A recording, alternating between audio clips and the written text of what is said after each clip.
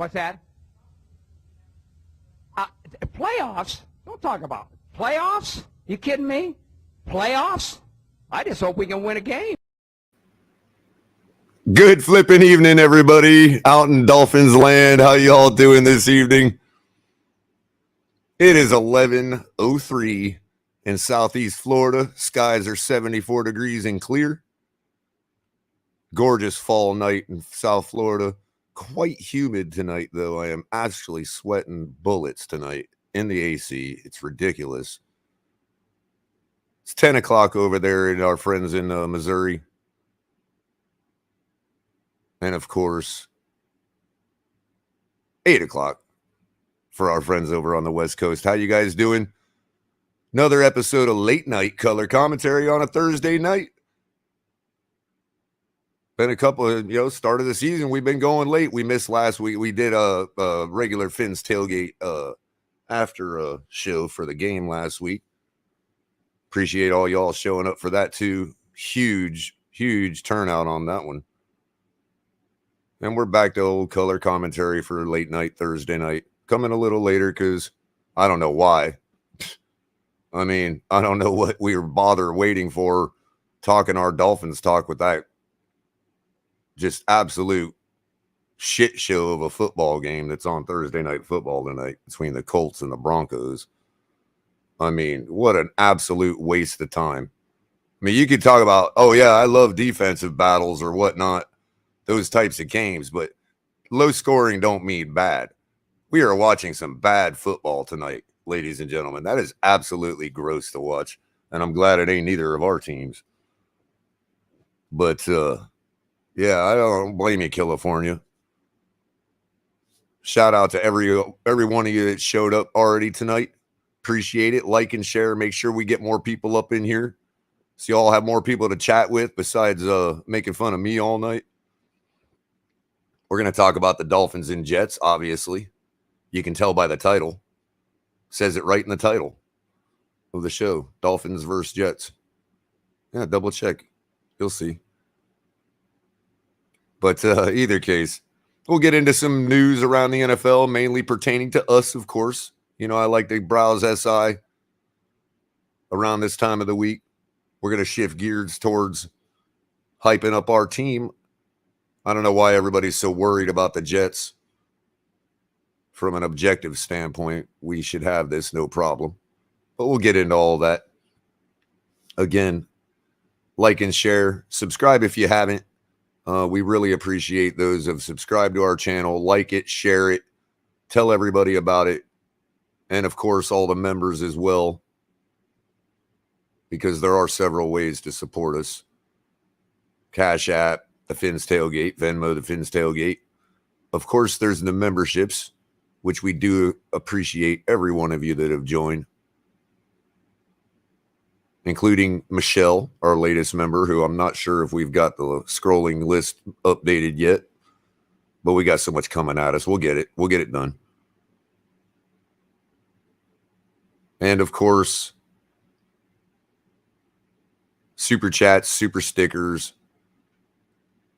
We're still able to, we're still small. We're still able to get to most of your comments. It's not required. But obviously, the easiest way to get your comment read by me is with a super chat, because we don't miss them. And until we get to the point where it's coming through so fast we can't get to them all, we can pretty much guarantee you we'll get to every single super chat, as well as others. But that is the easiest way to get yourself seen. That is the YouTube system. It's the YouTube way. It's just how it all works. You all know it. And of course, you got both of our sponsors, Fanatics, should say partners, Fanatics, Backroom Collections. Make sure you're hitting the link in the description below for Fanatics so they know we sent you for all your officially licensed major league sports gear and college. And then make sure you're hitting Backroom Collections for all their high-end custom artwork, custom collectibles, custom memorabilia, and your regular stuff. With them, you can let them know we sent you. With them, you can use hashtag TFTG for 10% off in checkout. And then, of course, we got our gear. You've seen it. Some of you have got it. Sporting it. Show it off. We got plenty of things to choose from, and also TFTG 10 for 15% off on that stuff. And of course, you all in the chat. Love you all. I'm gonna shout out a few of you. We got Culler in Aqua. How you doing, Aqua Vision? Mike Skalski, John Featherland, California. I think I already said He was first in the chat, of course. Bentley, how you doing, Bentley? You just want to saw, huh? Were you going to say something? I guess we'll get to it. And, of course, Ronnie in. How you doing? Antonio, good to see you guys. Good to see all of you. And so, hey, I guess we'll get right into it. The score in this junk game, I think, is still probably 9-6 the last time I checked. Colts can't move the ball. Broncos can't move the ball. Got two veterans, that are just trading it back and forth, and neither one of them wants to take the win for some reason. I don't know why. Bad passing all over the place. Russell Wilson looks like a shade of his former self. I'm not sure if he wasn't a product of Seattle after all. Because, it's just enough already, guys. Come on. And then, of course, Matt Ryan stands there like a Christmas tree. Like how do you take 2 sacks in 3 plays without getting rid of the ball? They had a 3rd and 38. That's the most ridiculous thing I've ever seen. And on that note, I'm going to get into the news because, one other thing I forgot. Forgot my all my rundown. You can catch one of us on Tuesday nights right now, but eventually again soon, Tonk 7 with TMI Tuesdays. Myself, I'll get the wrong one. Myself tonight, of course. And we will be getting back. Last week, of course, the game was on Thursday. And now that we're back on Sunday for our game against the Jets, I will be doing a coffee and a cup of color Saturday, hopefully morning. Probably it'll be afternoon. I mean, I'm much like the rest of you. Mosey on out of bed and get the energy up. But my body's been feeling good the past couple weeks. Feel like I'm in a healing phase right now. Pain's low, mitigated. And I hope I will be able to get that show going before noon Saturday morning. We will do Dolphins Jets as always. And we'll get into some DFS lineups, which I've been kind of also neglecting too, because I mean, really, I didn't even do a DFS lineup tonight. This game is so bad. I mean, I should have just done it like, have my dog pick the stuff or something, like this is ridiculous. I'm enjoying the replay game on NFL Network tonight much, much more than the actual Thursday night live game. That should tell you everything you need to know right there, NFL. Is this really worth everybody's health? Really? Unless you're going to control and have full flex capability, it's completely pointless. You're always going to have trash games like this throughout the year, and it's just completely worthless to me. I would have rather watched paint dry. I would have rather watched them mark the field before the game. I mean, really, man.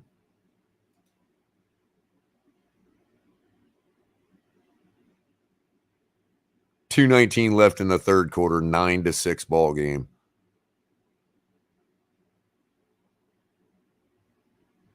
In a place that sits a mile above sea level, where you can throw the ball just about 400 yards down the field.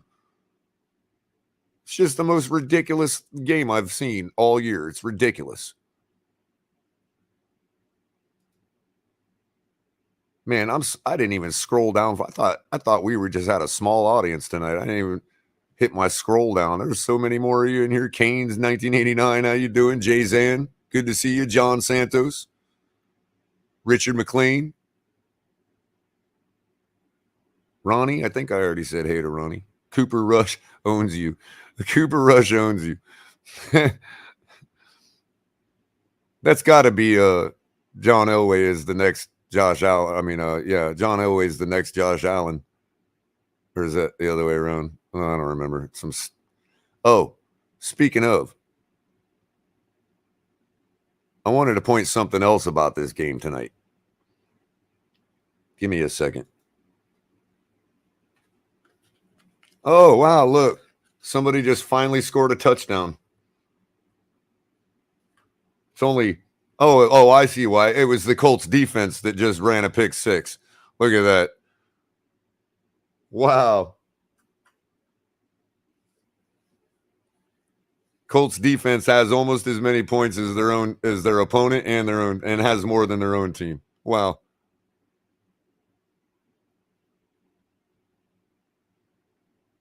And what an absolute terrible pass, man. What an absolute terror. And what about the wide receiver? Have these wide receivers in the league ever heard of attacking the football?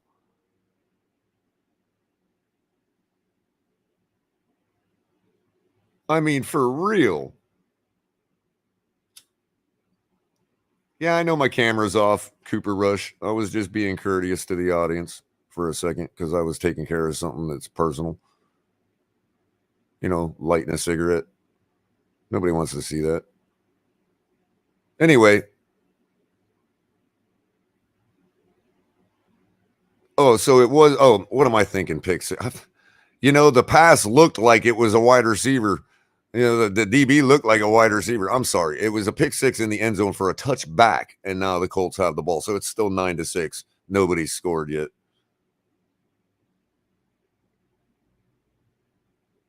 I mean, Matt Ryan looks like me out there throwing the football. What's up, Lewis? How you doing? Andres Negron, how you doing? Try hard. Try hard always with the super chats. Appreciate that. So this particular game, I'm going to go ahead. We'll wait till the punt, till I get there. If the Colts don't score here, I'm going full boat with it. Yeah, I'm coming for you, Bills Mafia, if the Colts don't score here. You'll understand here in a minute why.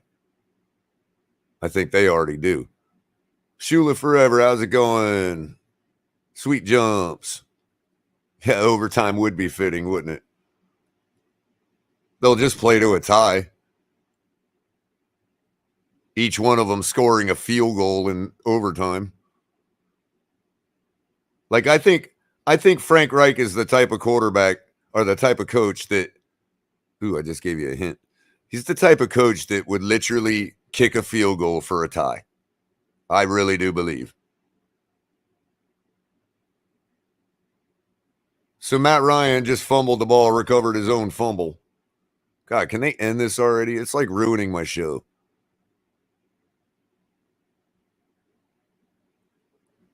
Like, seriously. Hurry up and, like, punt, Matt. Oh, yeah, great throw. Oh, look, his receiver got to it. Okay, so I'm going to go with it anyway because it looks like they're might be actually moving the ball here. I think I've still got enough to go on. You got a veteran quarterback like Matt Ryan that you chose. Yes, Mr. Reich, I'm talking about you. That you chose to make some kind of like galaxy-brained run or something. Okay, I'm not sure what you were thinking. Matt Ryan all sticking his chest out because they drafted Desmond Ridder.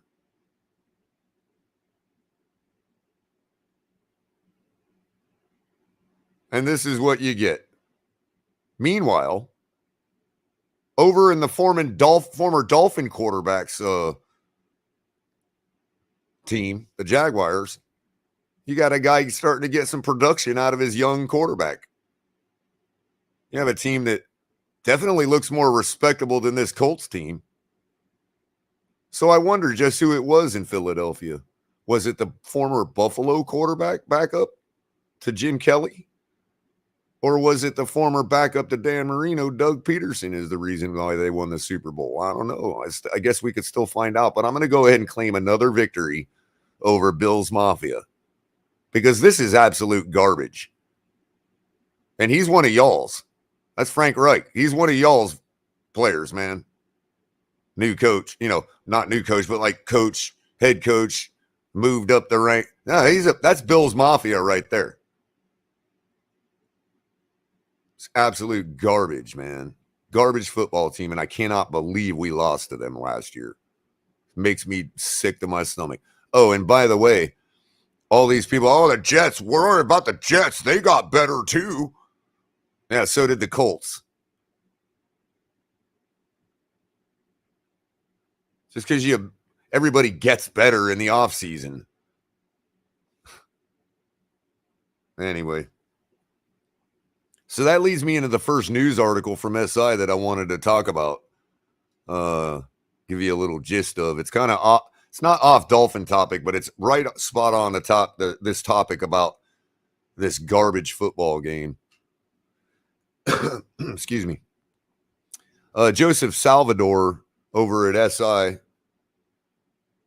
writes an article. It's titled "Tom Brady Criticizes Quality of Play in the NFL This Season."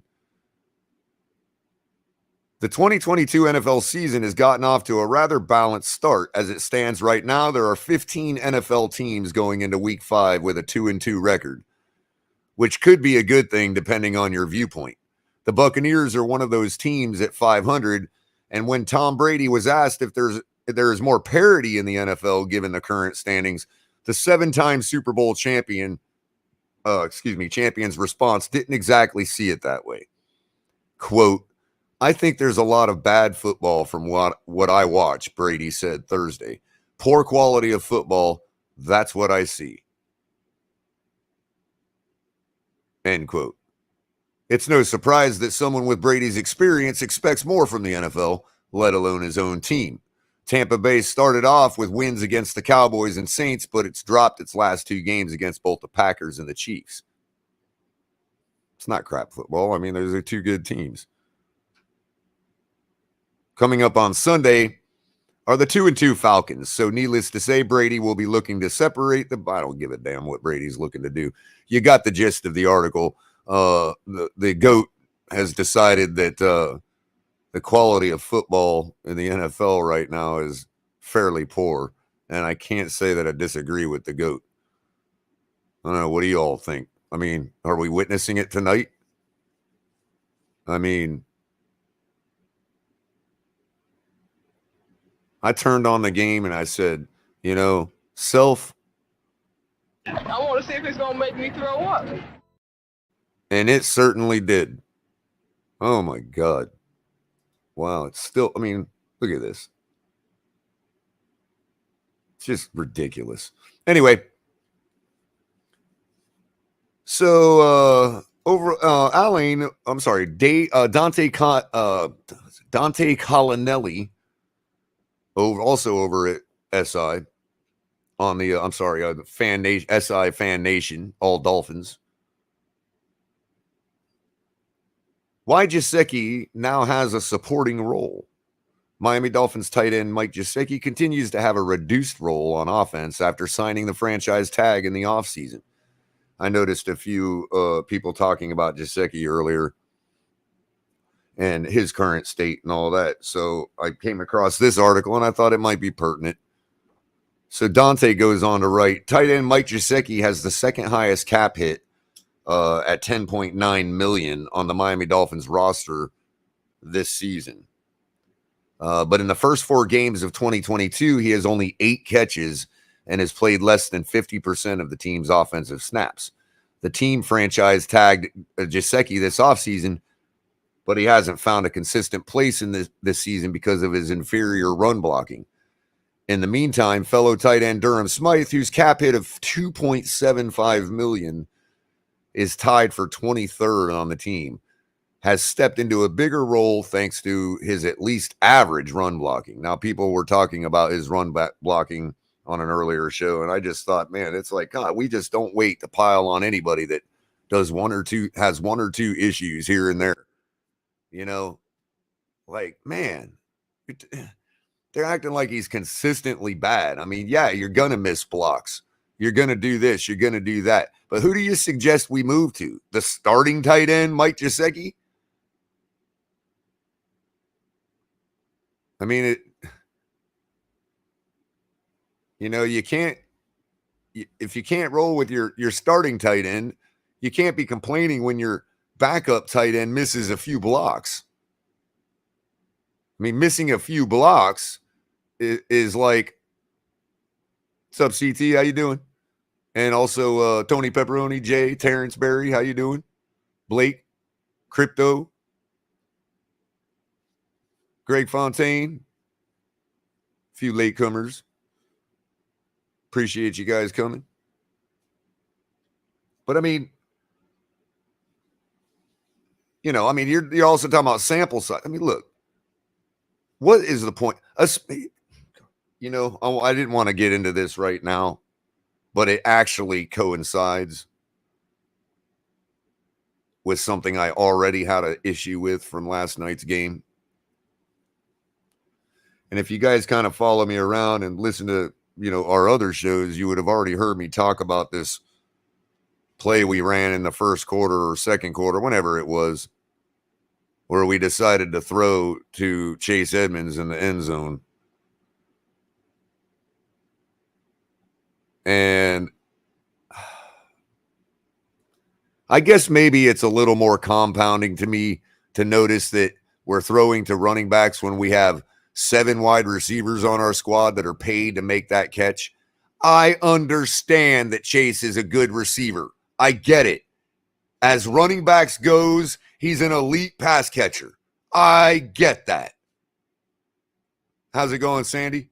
But what you guys are failing to miss of what I'm saying is the best running back of all time in receiving capability is still a practice squad receiver compared to a wide receiver. I'm sorry. You're not going to convince me otherwise. They just don't consistently get the ball thrown to him near as much. Now, Culler, mismatches. Oh, stop it. Anybody that he would have been a mismatch for, a wide receiver would have been a mismatch on as well. Not to mention our pass-catching tight end, Mike Gesicki. And that's why it's really getting in my craw. I really think that's what it is. It just dawned on me why that bothered me so much. And secondly, I never said it was a bad play call. I thought it was a great play call. I thought it was executed well, right up to the point where the running back dropped the football. But even in that case, if he makes that catch, it's brilliant. I get it. But it's far more brilliant when you're up by 2 scores, throwing to a running back like that in that situation. If you're talking about decoying out, I don't think mismatch was the word people meant to say. I think misdirection is what people meant to say. You're not going to expect to throw to a running back. As if we're the only ones that ever thought to throw to a running back. In a tight ball game, when you need to score. That's the type of play you run when you're stepping on their neck. When you're already up by 2 scores and you're stepping on their neck. That's the type of time you run that play. And it is a brilliant play. Don't misquote me. Don't misunderstand me. But we have 7 guys that are paid to catch that football right there. And an 8th that's a tight end. Whose only ability is to catch the football as a tight end. I couldn't write him better comedy. If you don't see the comedy in that, I don't know, man. I'm just watching the wrong game, I guess. Now you can go right to my channel and see that I've uploaded video, live game footage of Mike Gesicki dropping a football in the end zone. But that's one. And it was in triple coverage. It was more to illustrate Tua throwing into triple coverage. But did we not see the catch he made against the Ravens?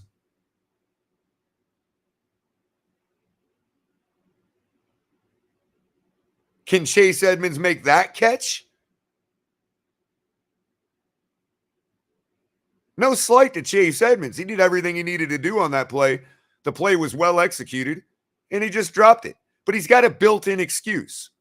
I don't want somebody being the focus of a play like that that's well executed, getting a chance to catch the football that has a built-in excuse. I'm sorry. I don't.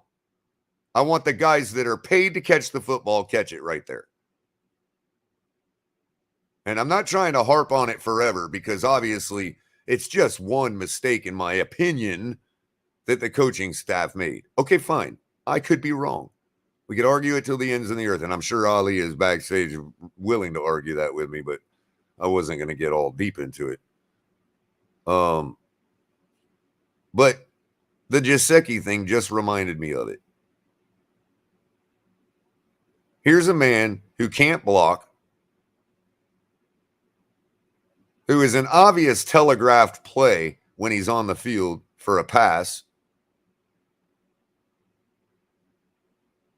Yet we can't use him in the red zone in the back of the end zone. I don't get it. I mean, it was one mistake. I'm not going to harp about it forever.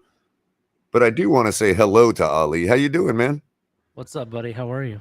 Oh, pretty good, man. Did you have anything in particular you wanted to say? I neglected to read your private chat. I just said I'm here for your moral support, really. Gotcha. No, it's I kind of agree with you, Culler. We do have a bunch of receivers that we haven't thrown to that's on this team. They could have. I don't know. I have to go back and look at the play, but they could have had Craycraft in there and thrown to Craycraft. Right, and if you're talking about somebody who the defense doesn't expect to get the football, he's a candidate that is a wide receiver. Exactly. I have to go back and look at the play again, but Sherfield was an option. You also have Gesicki, of course. You also have Durham Smythe.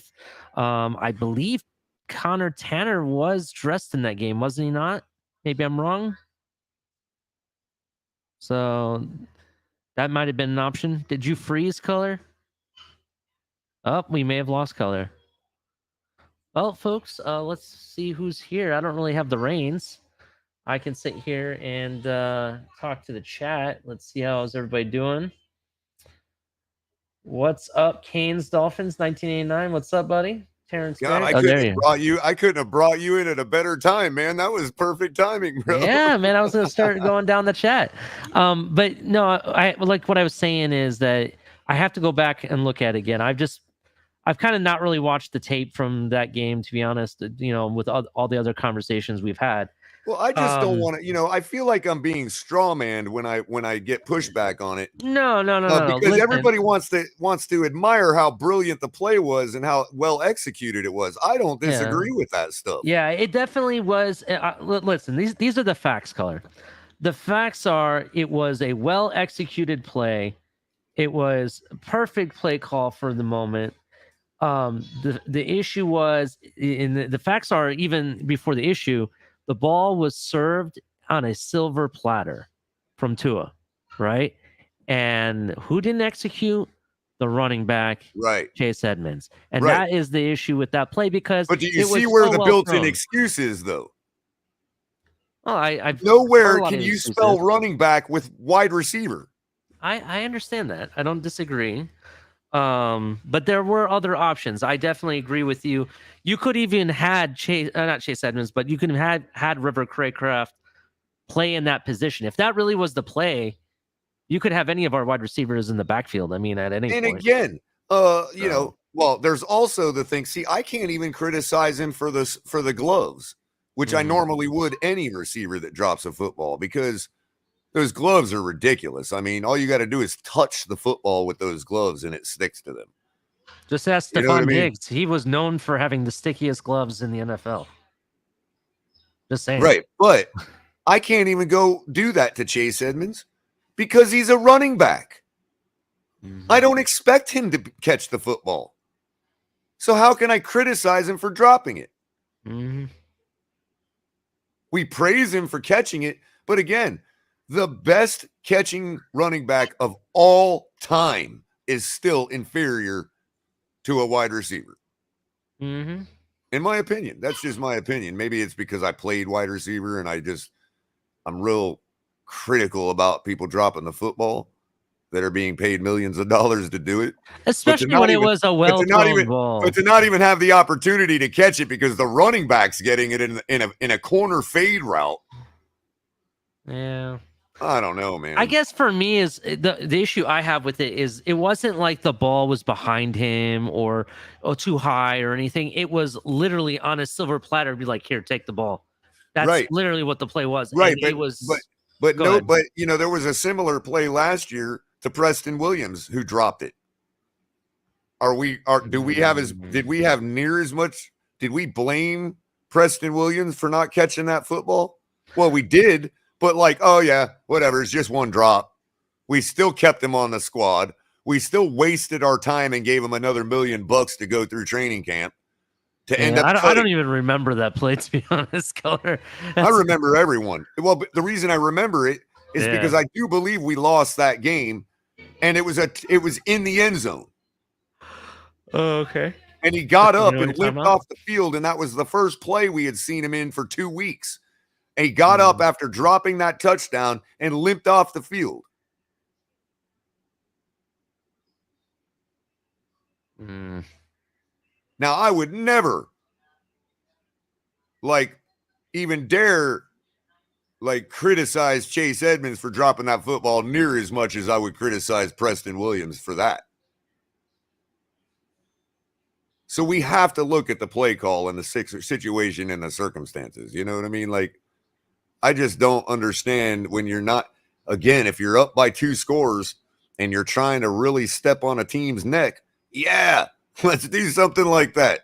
Mm-hmm. And as Q says, plenty of running backs catch the football all the time. It's almost becoming a standard. Okay, I get that. But their name is still running back. You know. Culler, maybe we should change it to RR, running receiver. What do you think?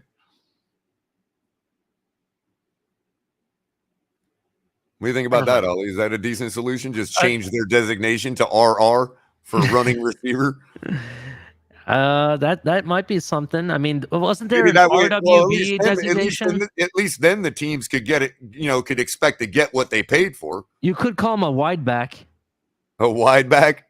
Yeah. All right. Yeah, they used to have like wing backs were kind of in that role. Yeah, that's kind of what I'm talking about. Yeah, that's what you could call a flanker back could almost be in that role, but that's precisely the type of role River Craycraft plays, is like a pure flanker. Mm-hmm. And it's like, all right, whatever, guys. I'm not going to harp on it forever. But dang, how does that juxtapose that with the Gesicki situation, Ali? Yeah, the whole Gesicki thing is crazy. It's mind-blowing, bro. Like, and again, as applied to this play we're talking about. Yeah, you did hear what our tight ends coach had to say today about Gesicki? Oh, right? Yeah, he wasn't mincing no words, was he? No, he kind of threw Gesicki under the bus quite a few different ways. As well he should. Gesicki's thrown everybody under the bus since he's been here. Yeah, that is true. The thing is that except for me, the team is all about. It's not just about one thing you can do. It's about accumulative things that you can do for the team at any moment. You block when it's absolutely needed. You catch the ball when it's absolutely needed. They're not handing out, pads on your back for one thing. It's exactly. And I kind of like it, to be honest. I don't disagree with how they're seeing it, and I like it. And if Gesicki doesn't like it, that's fine. We still have till week 6 to trade him. Yep. And you know what? For anybody that thinks that or is hypercritical, let's say, and with fairness, I mean, everybody's allowed to be hypercritical. You got your guys that you like or dislike. I get it. I'm not trying to crap on anybody's opinion, but for those out there that are hypercritical of Durham Smythe's blocking, hey, just remember, he can still technically he's at Mike Gesicki's level when it comes to catching the football, other than those spectacular out of reach catches like we saw against the Ravens. And if you really want to talk about catch percentage, Culler, let's be real. In some cases, he almost exceeds what Gesicki did. He did year over year the last 2 years. Yeah. Regarding both the stats. years. And if people don't think that's crazy, go look at Pro Football Reference stats. The stats don't lie. Yeah, and we're talking about the same roughly 10 yards per catch. Mm-hmm. So what it amounts to is, sure, you've got the possibility of having that 30-yard crazy reach strike for a touchdown like we saw against the Ravens. But for the most part, because if he's making those catches and Durham Smythe's not, then that means the short stuff that Gesicki's getting is like way under 10 yards. I'm gonna bring up. You understand what I'm saying? Yeah, definitely. And I'm going to bring up a perspective for you, Culler, regarding this, because this is what I think happens. Real quick, with Smythe, I was just saying with Smythe, it's more of a consistent 10 yards per catch, even though that's low. That's 85% for a first down on 3rd and 10. Go ahead. So this is what I think. People are asking, why haven't we seen Tanner Connor hardly at all, since training camp or whatever. The rumor has it is that he is very, very good at blocking. Like, he's been killing it in practice and whatnot regarding blocking. Well, that's what I'm saying. So wouldn't it be smart? Wouldn't it be smart to get whatever you can out of Gesicki to build up his value as a trade asset? But we're not getting that move. But we're not That's getting true. that. That's the complaint right there, and that's what I think And that he was the knows it. intentional plan. So go ahead. And he Go ahead. knows it, which tells me that he knows that others know it. Like, in other words, Mike Gesicki does have value for somebody. Mm-hmm. And there are a few people, but namely a guy like Aaron Rodgers, who doesn't care if he blocks. He just wants a big body tight end that has Gesicki's ridiculous reach that he has to be catching those perfectly thrown fade routes in the end zone. You see what I'm saying?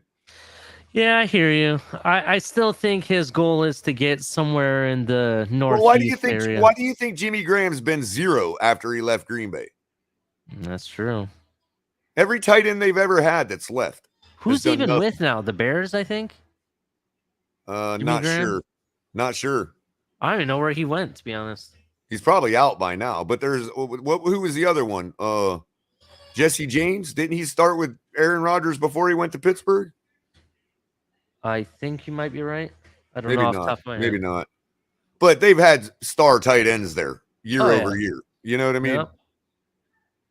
And even Conklin is a decent fantasy play in most weeks. You know what I mean? I think Durham Smythe is the long-term solution to replace Gesicki. I would resign. Well, I was Durham just Smythe going to at say, that point.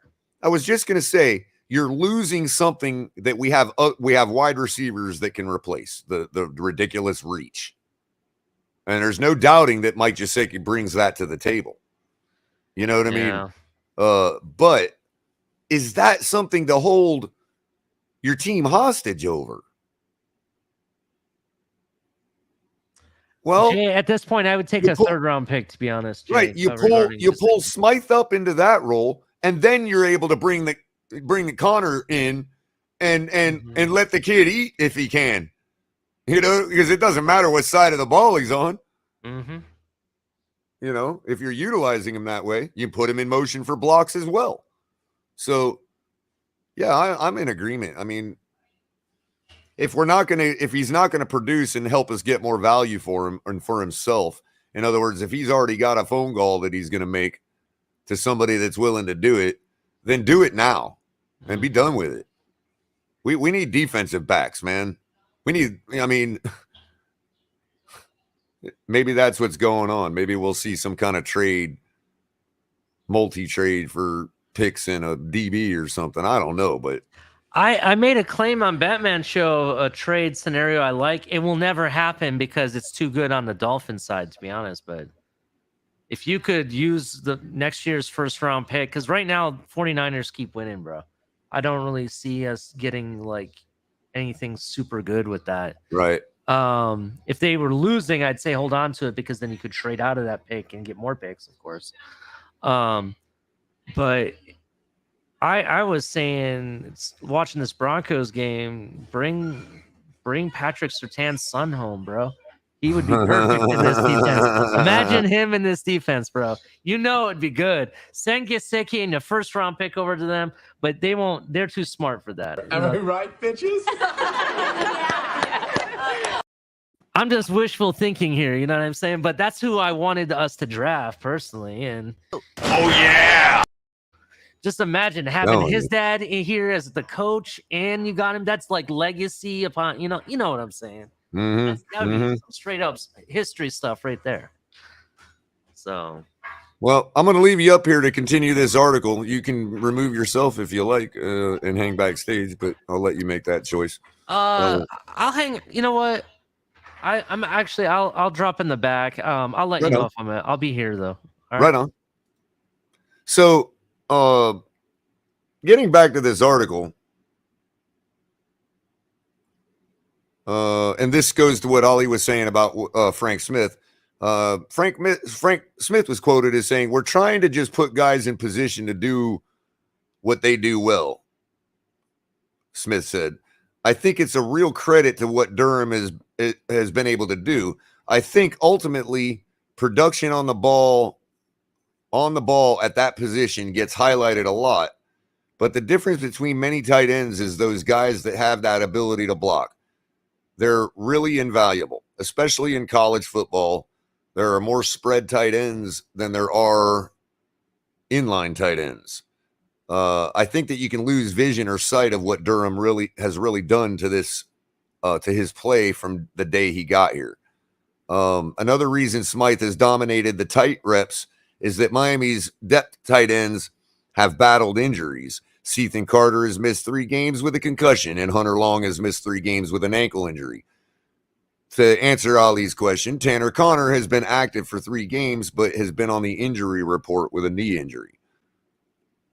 The problem with Gesicki, while Smythe's strengths fit well with what Smith and head coach Mike McDaniel are trying to do on offense, Gesicki don't. Gesicki never has been billed as a quality blocker, even going back to his time at Penn State, and it seems like Miami's coaching staff understands that now. We're not going to ask Mike to block power, said John Embry, assistant head coach / tight ends coach. So when we're doing some of the heavy running stuff, that's obviously going to be Durham, but it's just more of a flow of what the guys are trying to get accomplished. Now, I'm gonna let you guys finish reading the article because I don't want to steal the man's content. But that's enough right there to tell you the problem with that. Our tight ends coach just told the entire league that when we're running power blocks, we're going to have Durham in instead of Gesicki. Now, I don't care that's telling you, oh, you got to block for Smythe. But what it's telling you is we're running a power run when Smythe's in. Like, seriously?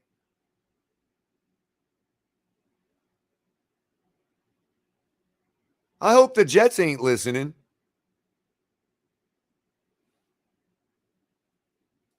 You've got to be kidding me.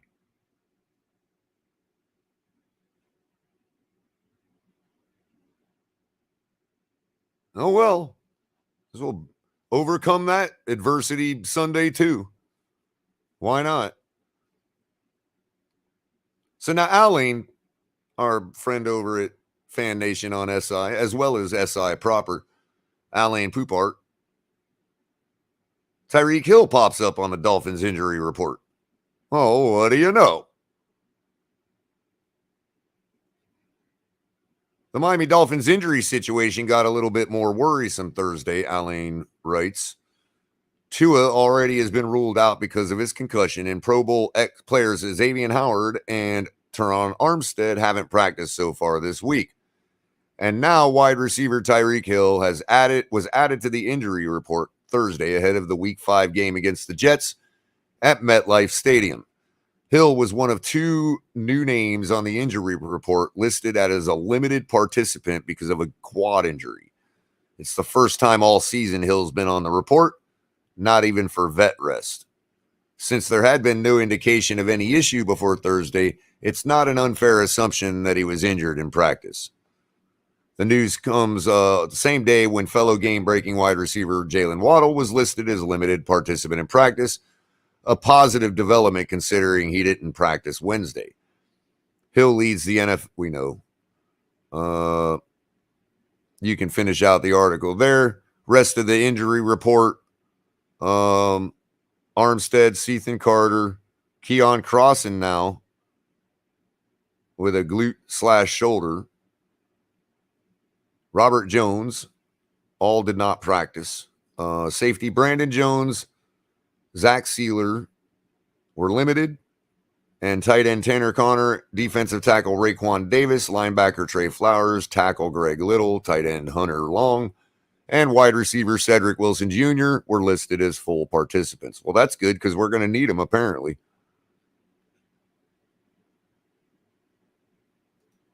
Oh, get it together, Dolphins. I think Tyreek's going to be fine. He'll still be out there to make his 120 yards. You know, usually it'd be 180, but we'll only get 120 out of him this week. So what?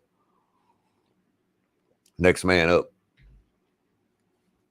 Tyreek Hill was not required when we threw a touchdown to River Craycraft. So there's no excuses here, people. We still far outclassed the New York Jets, and we'll be getting to that in a moment because I am absolutely sick and tired of hearing all day this narrative that the wide receivers, that the New York Jets have great wide receivers. If you're talking potential, then I'm not going to argue with you because obviously every rookie has potential or every young guy has potential. But I am not going to accept this narrative that the Jets are any threat to our defense at wide receiver. I'm sorry. Not unless they got one hell of a scheme. Or if they're on the come-ups and I just haven't noticed it and Joe Flacco's been that bad. I don't know. We'll get to that in a second. More positive news from Mr. Poupart as well over at Fan Nation and SI. Skylar staying focused and ready. Well, that's good to hear. Skylar Thompson became something of a cult hero for Miami Dolphin fans after his brilliant performance in the 2022 preseason. And yes, based on Lewis's fandom, I would say yes, it's officially a cult. Sorry, Lewis. You're the cult leader, man. But hey, if it ever does become a cult, at least let's give credit to Lewis for being its leader, because he has been staunch and he has been clear. So if it all works out for Skylar, we all know who should get that credit. Either case, to the point where there have been calls on social media for him to start with Tua sidelined with a concussion. They're talking about you, Lewis. You made it to the news, bro. But the Dolphins will be going, as they should, as we'll explain later, with veteran Teddy Bridgewater as their starter against the New York Jets at MetLife on Sunday, while Thompson continues to do what he's done since he's arrived. And if it turns out Thompson is needed against the Jets or in a future game, there's every reason to believe he'll be ready to perform. One thing you noticed about Frank Smith said, one thing you noticed about Skylar early on is how mature and professional his approach has been from really day one, OC Frank Smith said.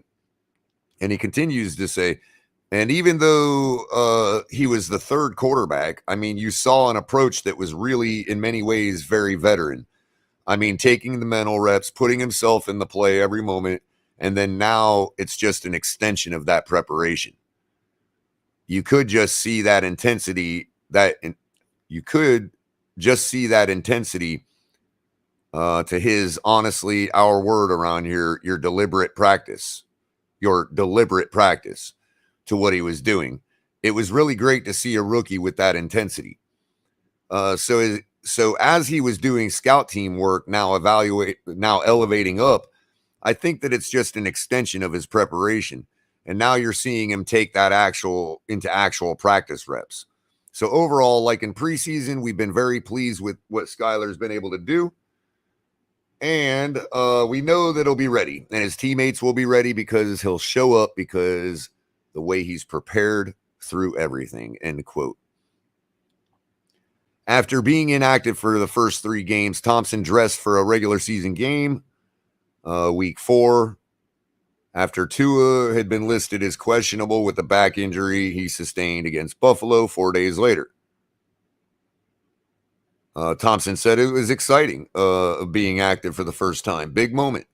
First moment being able to put a jersey on during the season. It was a cool moment for me and my family. Other than jersey on and getting to do some warm-ups, it didn't feel a ton different from what I've been doing from the mindset that I have. That is great to hear. Shout out to the seasoned young guy. So, Allen goes on to write, the one thing about Thompson that has been obvious from the start is that he's not a typical rookie quarterback, which probably makes sense considering he turned 25 in June and actually is older than Tua, who is in his 3rd NFL season. The moment never looked too big for Thompson at any stage of training camp and certainly not in the preseason. In fact, in other words, he's checked all the boxes. You all can say going against trash players all you want, but he's checked all the boxes.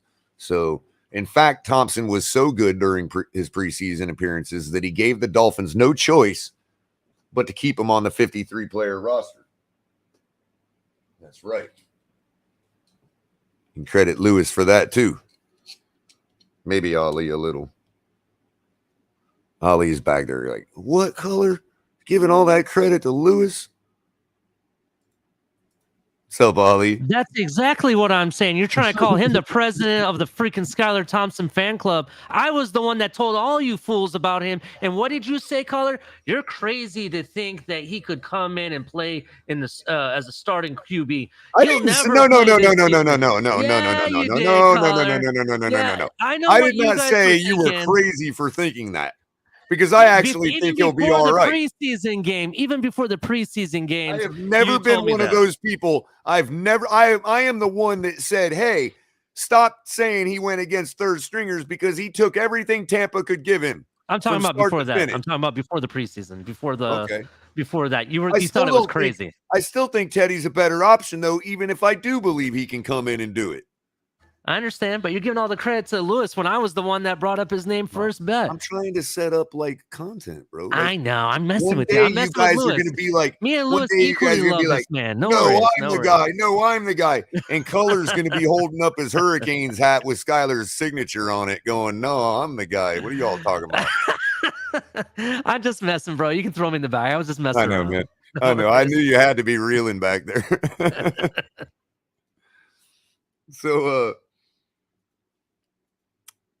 But the preseason and regular season are different animals, Alain fairly writes.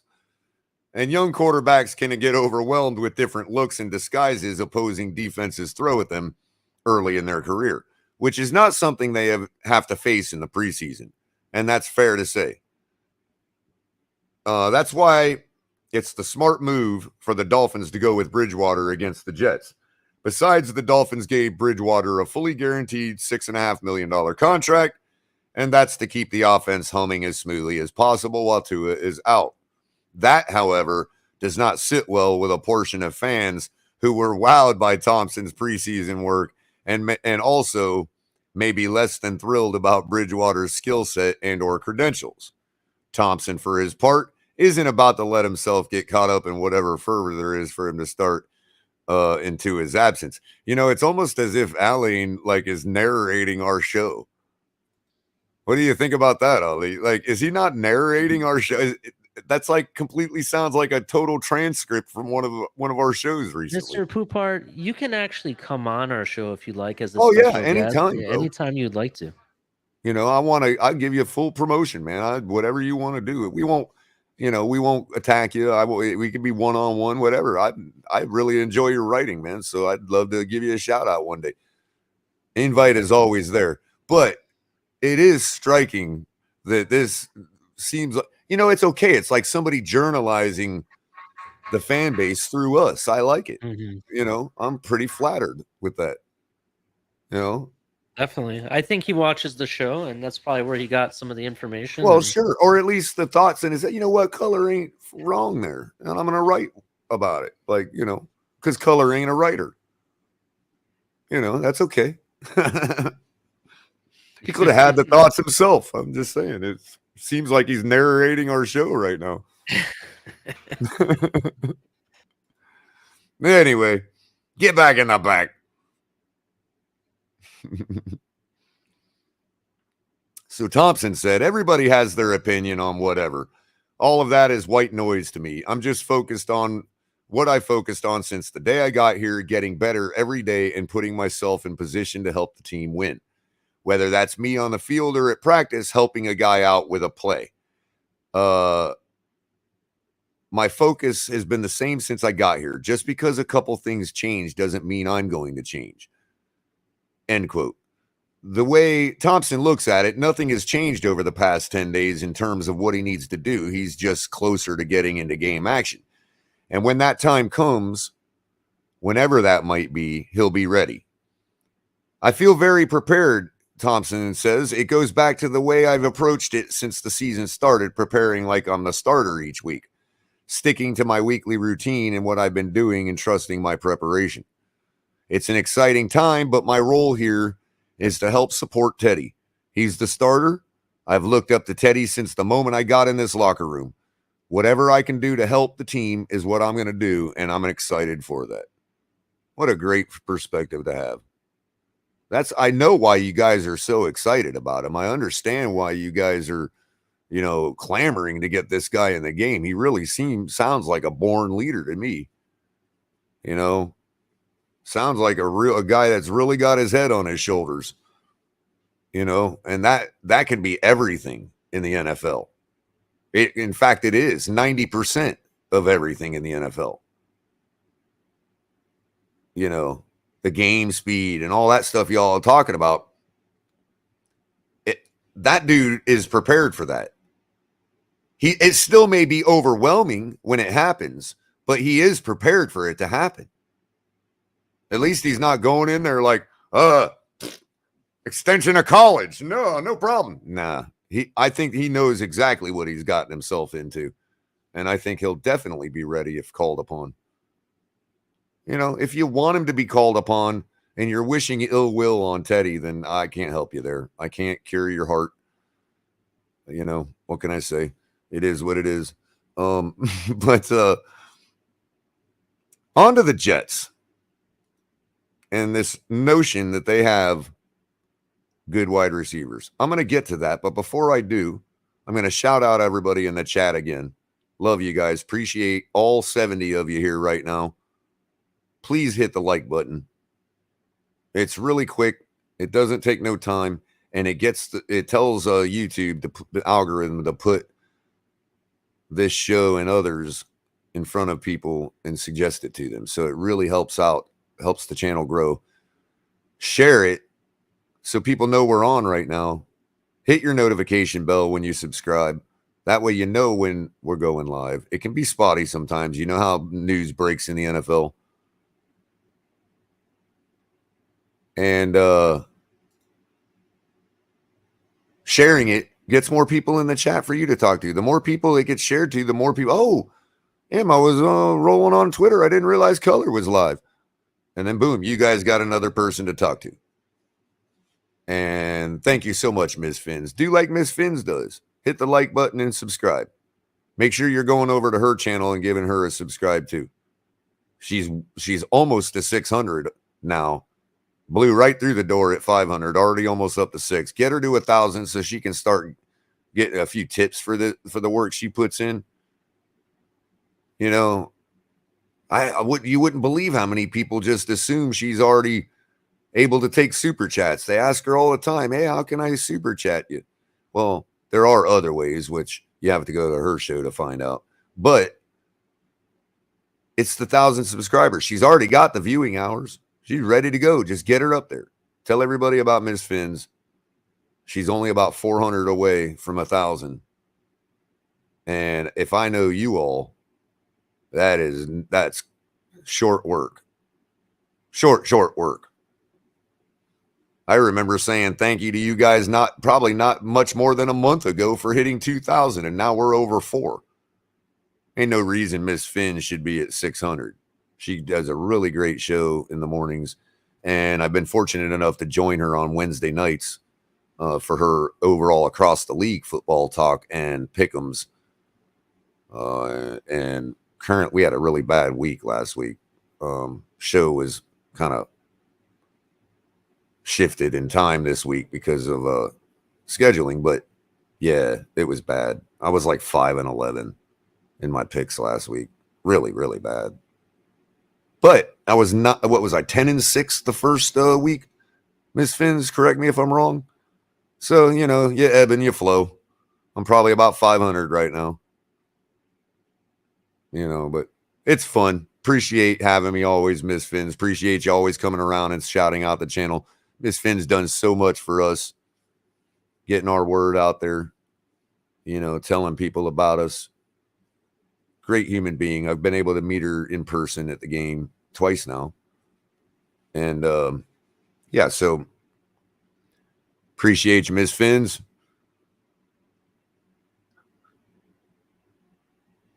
And also, at the hour mark again, make sure you're checking us out on Tuesdays.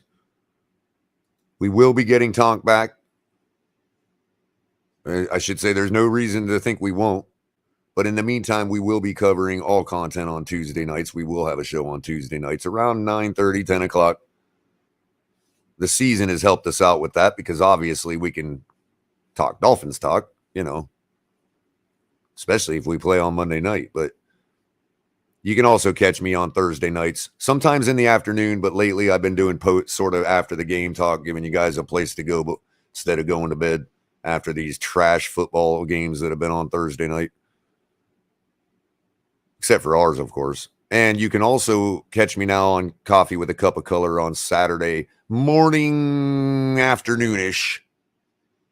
But definitely been regular. I've done it every week since the season started. Save for last week because our game was on Thursday and I did it Thursday. Or Friday afternoon. I can't remember. But either case, we'll be getting back on schedule with that since our game is on Sunday. We will be talking about how we can beat the Jets and the hard discussion about how the Jets can beat us. And we'll be doing DFS lineups like always. And drinking coffee.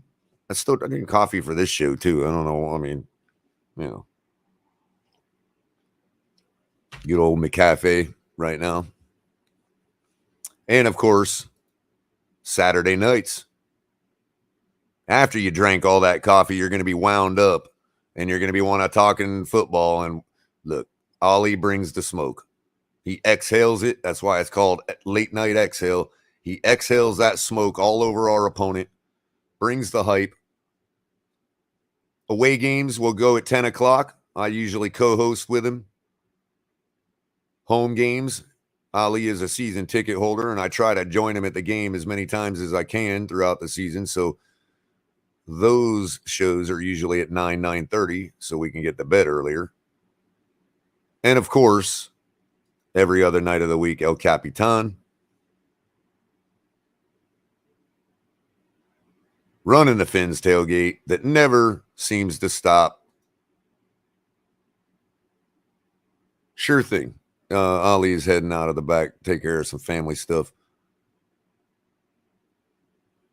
And I hope he does come back because he's got a special message I want him to have the opportunity to give you all about non-football related stuff. But it kind of affects sports that he cares about, mainly soccer, but also it affects his family and you know,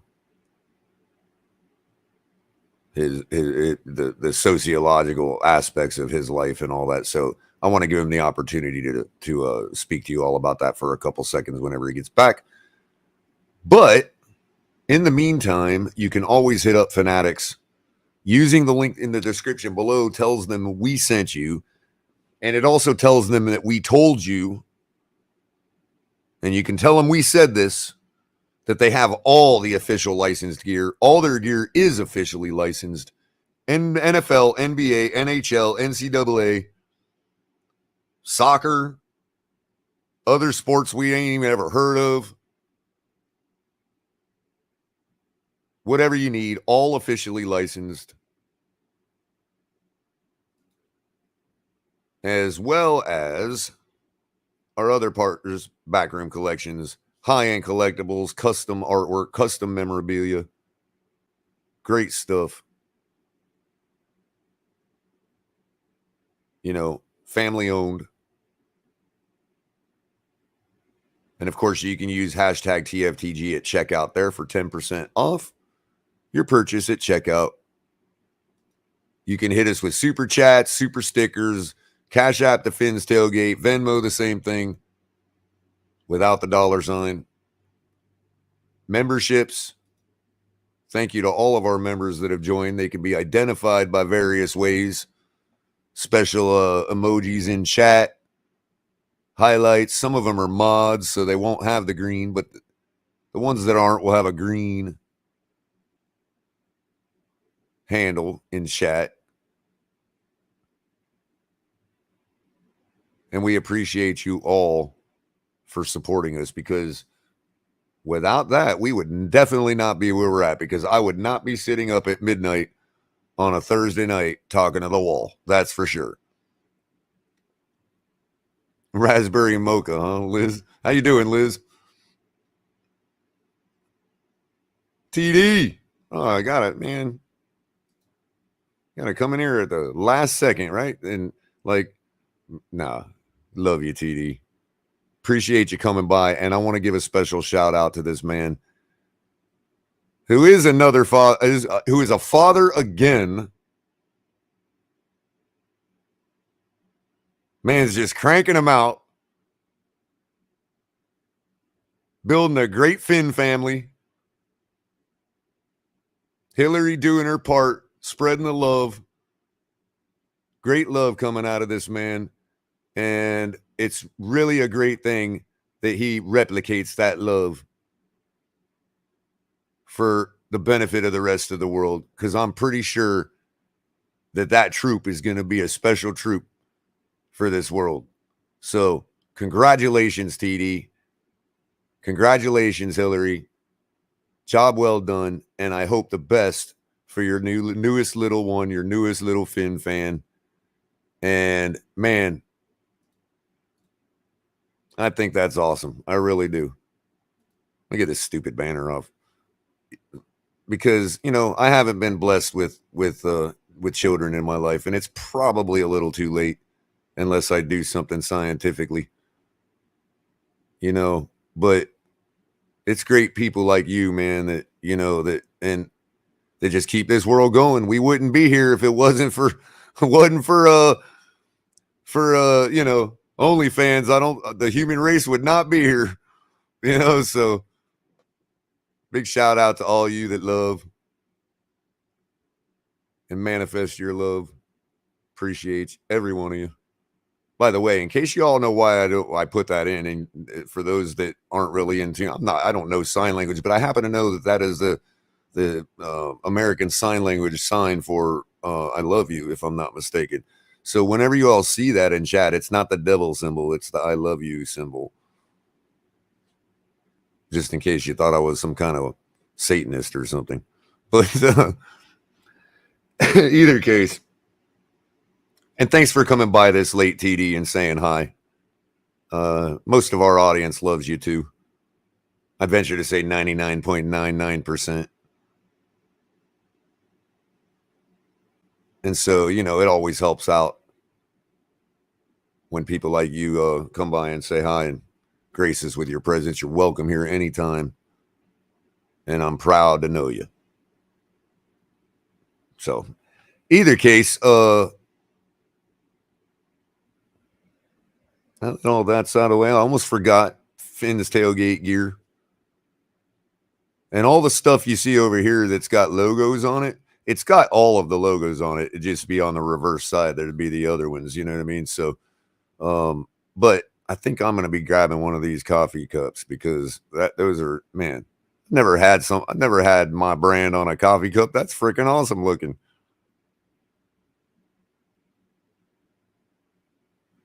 I really like it. Anyway, flattering.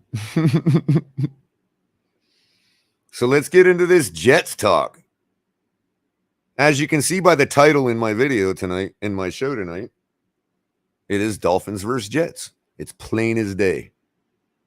Matter of fact, in case anybody hasn't been able to, you know, see that, how plain as day it is, I'm going to show it to you. Let's see here. Where am I at? Oh, I'm already over here. We're going to have the infinity effect here in a second. Watch this. This will be fun.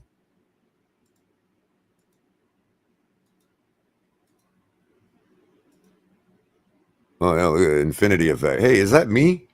Oh, it's going to be delayed. So I could watch myself. Oh, this is gross. This is crazy. Anyway, as you can see, oh, here comes the infinity effect. It's just a couple seconds in delay. This is going to be fun. How you doing, Pete? Oh, there we go. There's another one. It's coming in right now. Oh, I missed it. Wait. Okay.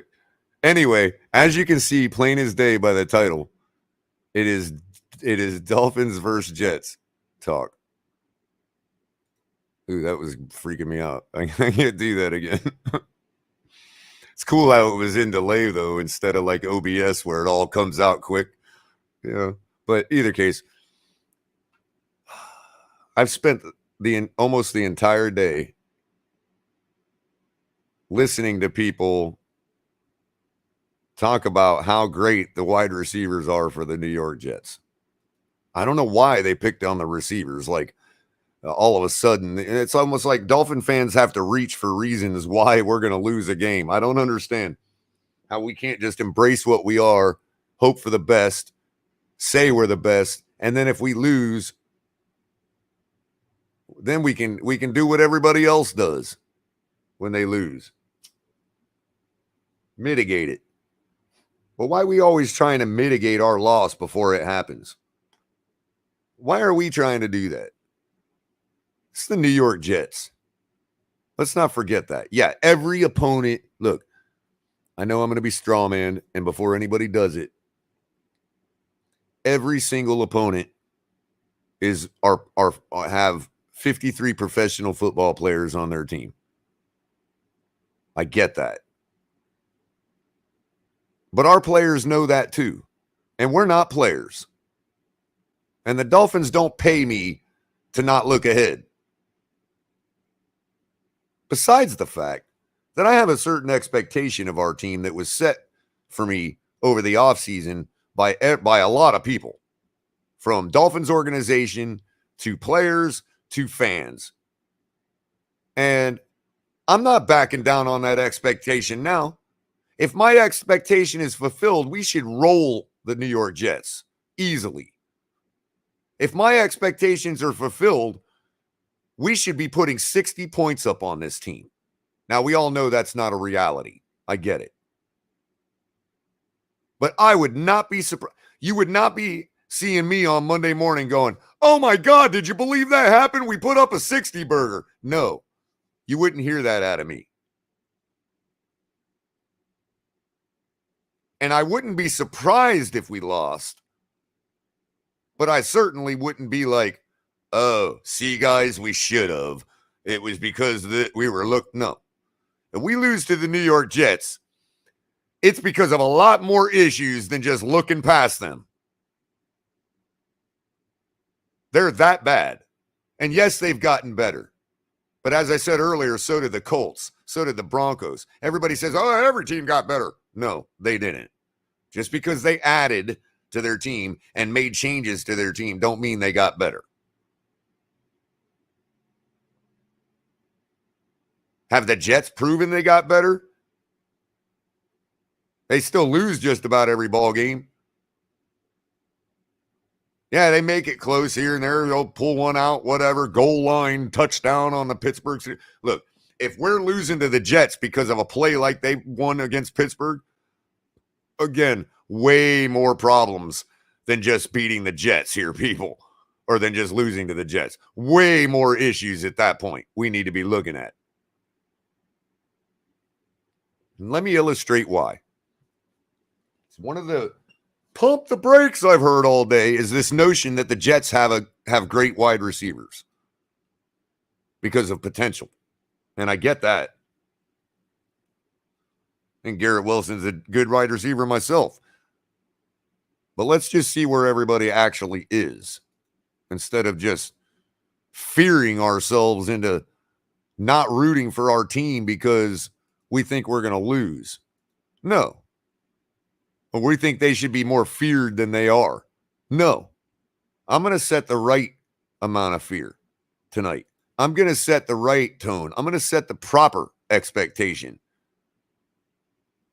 Because we're 4 games in. And I get that you could look at the mediocre stats, the middle of the ground players, and say, okay, we're only 4 games in.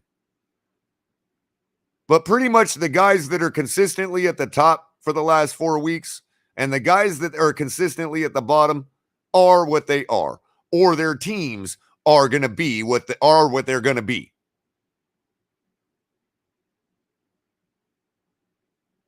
We see it every year. And yeah, there's those outliers like us that go 1-7 and then put together, wins in a row, or 1-4 and then, or whatever, and then get a big win streak. Yeah, there's a few teams like that, but for the most part, the Jets suck. That's what they do. They're not a winning organization. They fool everybody in their fan base every year into thinking they got the next latest, greatest thing. And I'm not trying to dog Saleh. I just think he's in the wrong place. And yes, could he scheme out a win against us?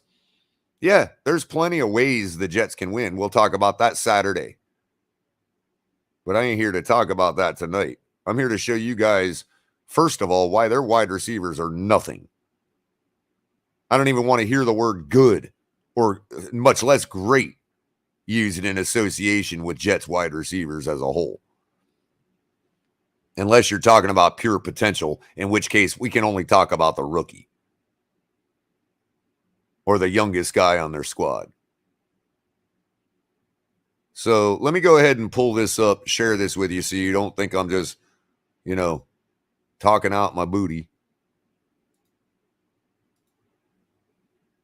This is how I inform my viewpoints. There's nothing wrong with it. Where do we want to put me? You want to put me right? Wait, put me right here. Yeah. I'll zoom in a little more. Let me know if you guys are having a serious issue seeing it. Okay. This is currently the receiving list as 4 games in production. Now they're looks like they're going by, well, they say the receiving leader is Tyreek Hill at 477 yards. So their particular list as far as who the top guy is and who we say the number 1 receiver is, they go strictly by yardage. And right now it's Tyreek Hill. But it's first itemized, it's first sorted by receptions. Cooper Kupp being number 1 right now. So let me go here and click this little button called RK, because what that's going to do is it's going to put it in as just overall rank, which right now is yardage. As you can see, there's no change when there is a change when I sort it by yardage. Okay, good. So then they're going by receptions on this list because that's what doesn't change. Okay. So we'll go to yardage even. So we got Tyreek Hill at number 1. We got Jalen Waddle at number 6. And then somewhere down the line, we find a veteran, Corey Davis, at 22nd for the Jets. Let's see where we can find the next one. Oh, I almost thought I had one. Oh, here we go. Tyler Conklin. That's a tight end. 49th in receiving. Elijah Moore. 50th in receiving. I had some Jet fan today to throw at me, oh, Culler, Elijah Moore. There you go. Elijah Moore. If our backup DBs can't defend the 50th ranked receiver in the league, we got serious issues. Well, let's see where the next one comes in. Where's the rookie at? I haven't seen the rookie yet. Where's he at? Did I miss him?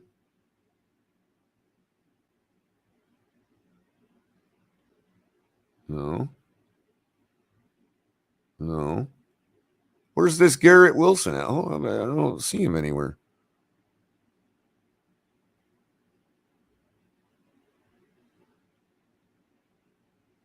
Oh, Breece Hall, running back, 99th. Where is this rookie?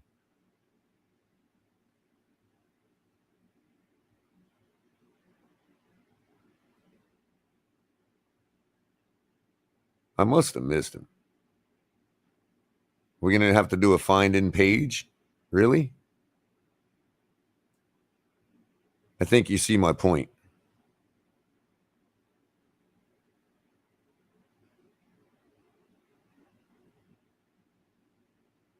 Now let's look at the numbers of the 22nd ranked wide receiver.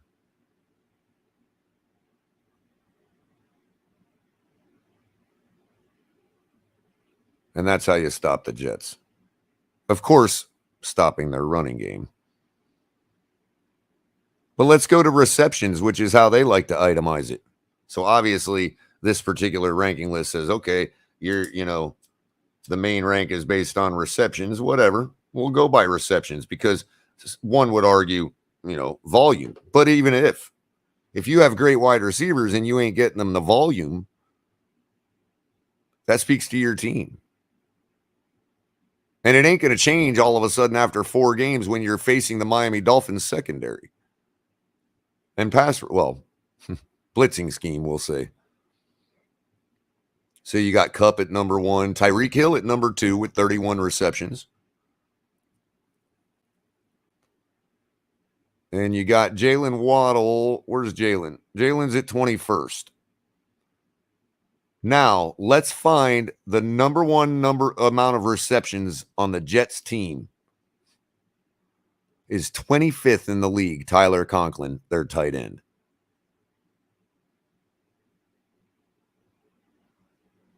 With 29 receptions. Oh, there's Garrett Wilson. Why wasn't he on the other list? His yardage is right there. Did I just miss him? Where is that? 255. 25th. Okay, so 25th he is in yardage. I don't know how I missed him earlier because he's right below Corey Davis. Yeah, so you got the 22nd and 25th ranked wide receivers. And we got the 1st and the 6th.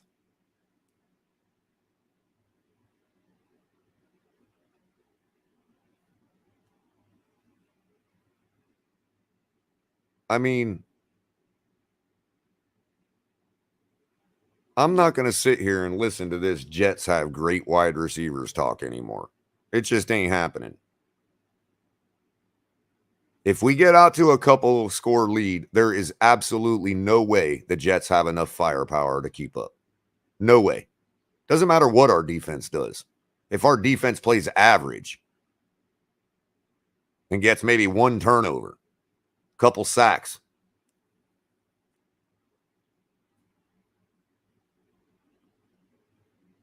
we go up by 2 scores in this game, it's over.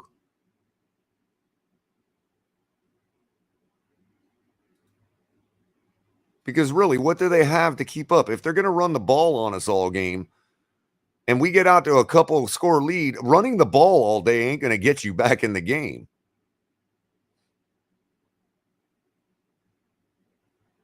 Now, Zach did chew up the yardage on us last game, did move the ball well. But again, with all of that, and with all the lacklusterness on our own offense, the box score doesn't really show that. The box score shows that we kind of took them to the woodshed, because if you look at the score, let me go back and make sure I'm not talking out my rear. We beat them in their house 24-17. So that's a touchdown in their house. That was also a Flacco game. And then in week 15, we beat them 31-24. 1 pick 6, so you can take that away. I mean, obviously, Tua is not playing, but he himself hasn't even demonstrated he is in danger of throwing a pick 6 anytime soon. And you could argue Teddy, but he doesn't have anything for us to know whether he would or not. But you take that pick 6 away, and it's 31-17.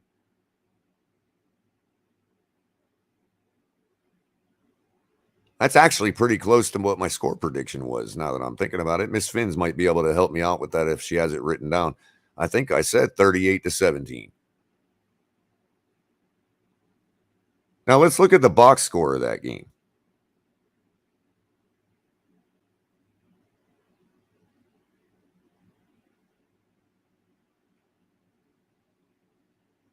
Oh, we'll give them their ad. I don't care. So we put up a goose egg in the first. They got out to a 10-point lead. We held them to a touchdown in the second. We got our 10 points back. And then look what we did here. Ooh, look at that. Scored in the third. Well, what do you know? They didn't. And then we put up 14 in the fourth, and they 7, and they're to their 7. I don't remember when that pick 6 came. Let's see if we can get the scoring summary up real quick.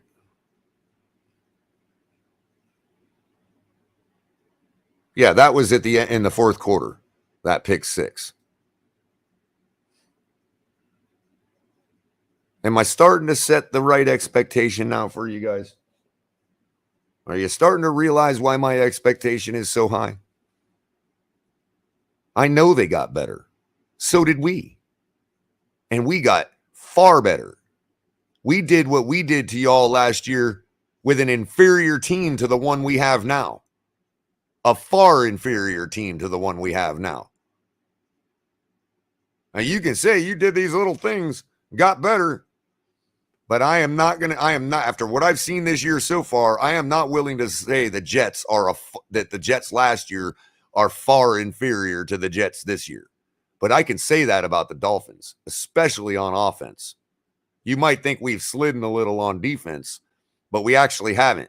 We're still right around the same 21, 22 points per game holding. So I'm sorry, fellow Dolphin fans, if you think I'm jinxing you or us. I'm sorry if my expectations for this game are that high. I understand we have injuries. I understand we have injuries in the part of our team that involves protecting the quarterback. I get that. We've got a backup quarterback playing. I get all of that.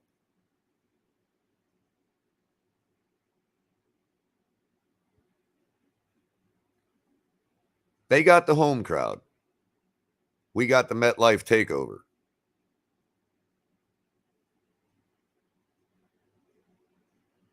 They've got a historically losing record.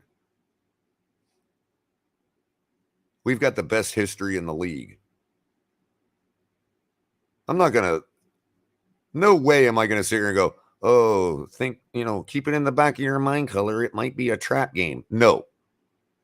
If we get trapped by this team Sunday, there are far worse issues than just getting trapped by the New York Jets. And it has nothing to do with the Jets beating us. We will literally beat ourselves if we lose this game. We will literally be going, here you go, Jets. Do you want this game? We would have to be running the wrong way on the football field to lose to this New York Jets team. Because as we all know, SUCKS spells Jets, Jets, Jets. That hasn't changed. It's not going to change before Sunday. It's not going to change after Sunday. Damn the results. The only thing that'll change is us. We'll be in less command of this conference and division.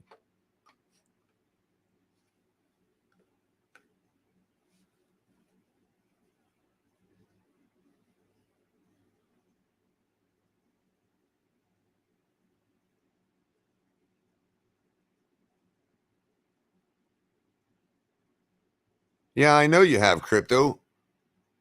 But again, we shouldn't have lost that game either. So you'll hear me make the same speech. If I took a time machine right now and went back to the Jacksonville game last year, I would be given the same speech with good reason. And I was. And I would do it again.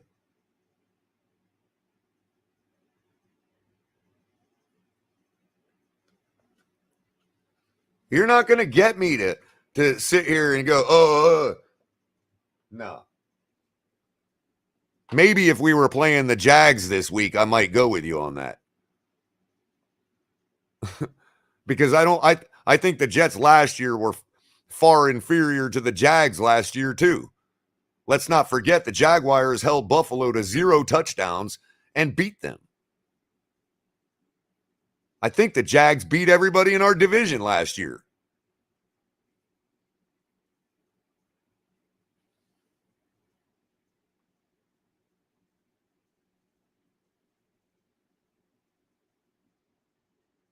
Yeah. Thank you, Blake. We're 3-1, not 1-3. We should be the ones talking like this. And what Crypto's saying only applies to the players. I'm not a player.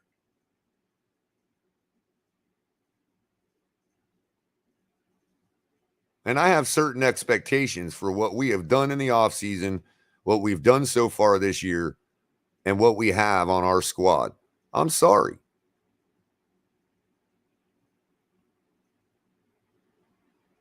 I'm not going to be convinced that I should even be thinking about a trap game or thinking about a loss.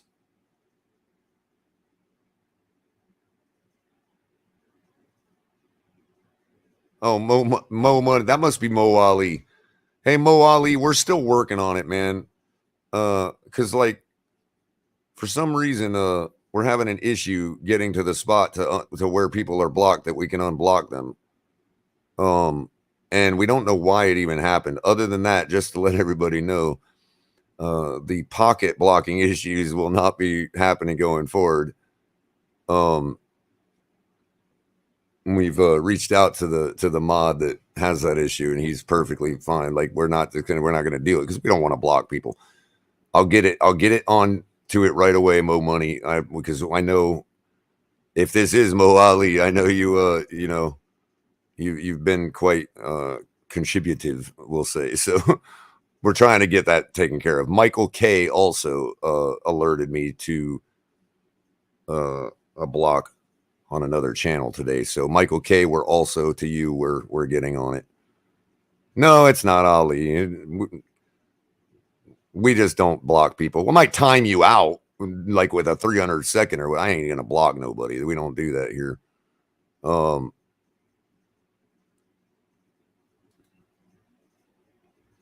And thank you so much, Pete, for the super sticker, $5 donation. Keep it up. Yep. Appreciate that. Mo Ali, Pete has your $4.99. He covered you. But I don't know. I really don't see why we have any issues beating the Jets unless it's just like a complete execution failure, which we always have to be mindful of. But even then, we still got the Skylar ace in our hole too, because think about it. If we're getting beat unexpectedly, then we can, go ahead and do what we got to do at quarterback, because that will probably be the reason for it. Not that I think that there's any issues there. I have complete trust and faith in Teddy. But if it all does go south, let's go Skylar. Because I honestly think, when my question to everybody that is a huge Skylar fan is, well, if you believe he's as good as you think he is, then he should be able to erase a 15-point deficit against the Jets. Same team, same weapons, same top receivers compared to theirs. And look, you could say, well, there's more to a team than just receivers, Culler. Yeah, but those receivers ain't going to be top receivers if we got issues on offensive line, or we got issues at quarterback, or we got issues here. We wouldn't have top receivers. We didn't have top receivers last year, and we still beat them.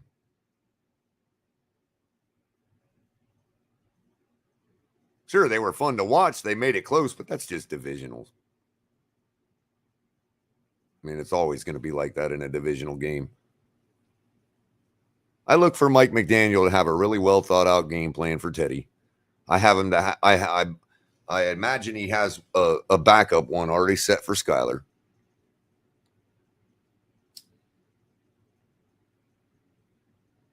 I mean, yeah, running the ball is important. I'd like to see our run game get on track. But I honestly think this is the type of game that if you get out in front early with your passing game, you could easily start running it down their throat and ripping their heart out.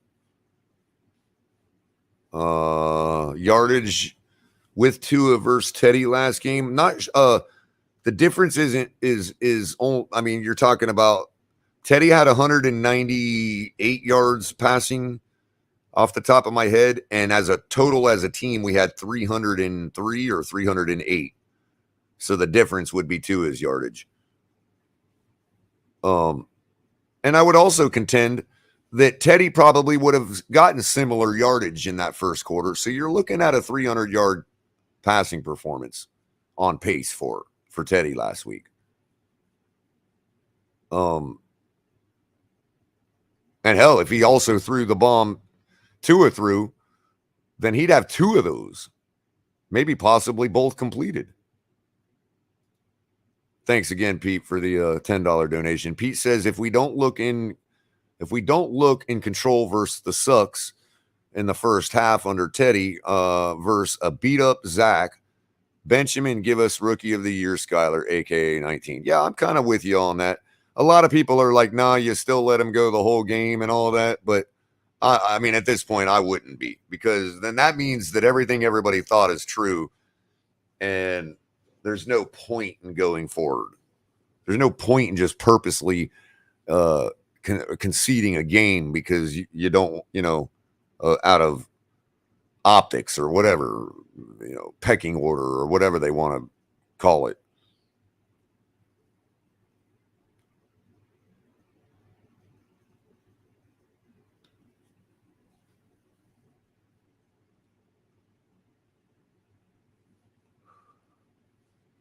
Well, Mo, you kind of do go at him at sort of a personal level. Just saying, man.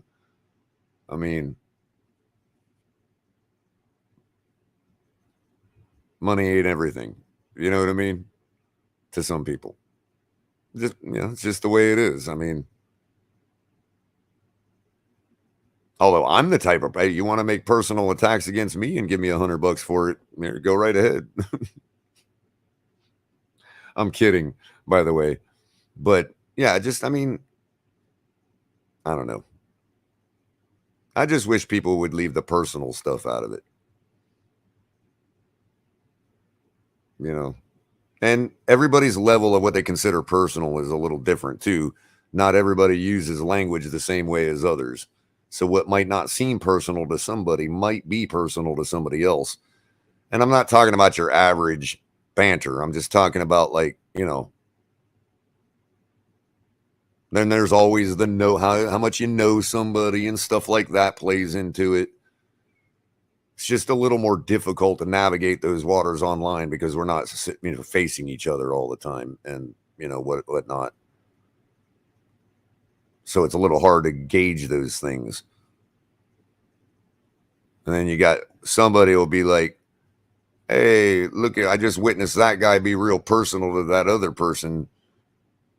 And they'll come in like a white knight, and then that person saying, nah, we've been friends since elementary school. You know what I mean? I don't know.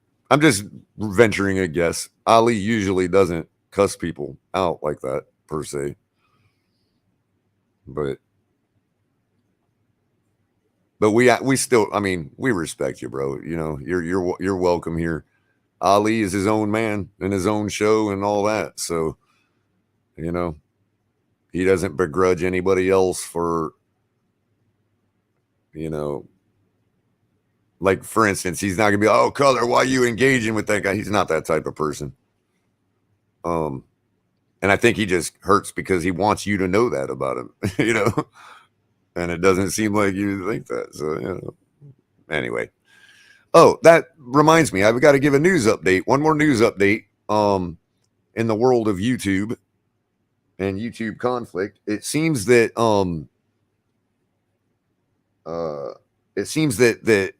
Master at Work has indeed filed a counterclaim for the copyright strike against the AFC East roundtable that we reported about,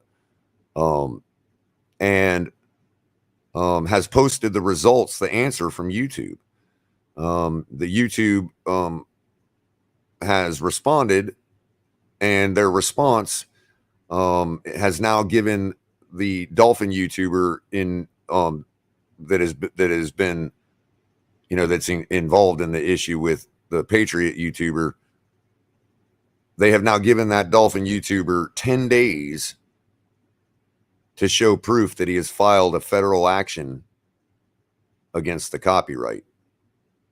So for those of you that might not understand the nuances involved, the person that submitted the copyright strike, or the person that had it submitted against them, has now told YouTube, no, that wasn't a copyright infringement. That was fair use, whatever else. And YouTube now has counter stated to the Dolphin YouTuber that they have 10 days to produce proof that they have actually filed a federal case, a federal lawsuit for copyright infringement against the Patriot YouTuber. And if that proof is not shown within 10 days, the video that's in question that has been taken down will be allowed to be reinstated for everybody to see.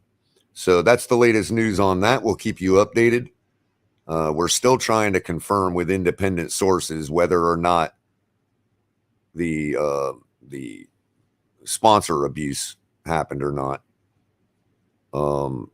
So we still do not have confirmation that anybody's sponsors were called. And we will kindly report it to you if we do. But that's the latest on that. So we'll see what happens there. Kind of an interesting little sociological story about YouTube and how it all works. And so far, there's been no response from the Dolphins YouTuber publicly about the further issue, further action, or anything of the sort. So we'll be waiting for that with bated breath, of course, and be reporting whatever anybody finds to you guys, our awesome audience. So I guess I'm going to probably, we're getting almost to the 2-hour mark. Crappy football on tonight. We got still a few more days to get to the game. I don't know. Maybe I'll bring a few of you up if y'all want to talk on a panel. But what I'd like to do is wind down the show, but kind of, get a few opinions on what I said about the receivers. But also, I'd like to try to pull up some of these plays from last week's game, because I think it's just really funny how nobody did any all 22 evaluation this week, at least not live, not like they normally do. Nobody did all that stuff. They just came out and started talking about all of the faults of one Teddy Bridgewater.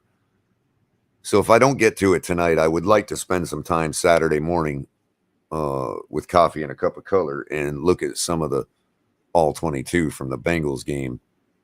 If Capitan don't get to it tomorrow night on Friday night's show. Meantime, I want to give you a couple of you a chance to come up and say your piece and then wrap it up. Probably go just over the 2-hour mark would be perfect for tonight. After that debacle we just watched on Thursday night. Ugh.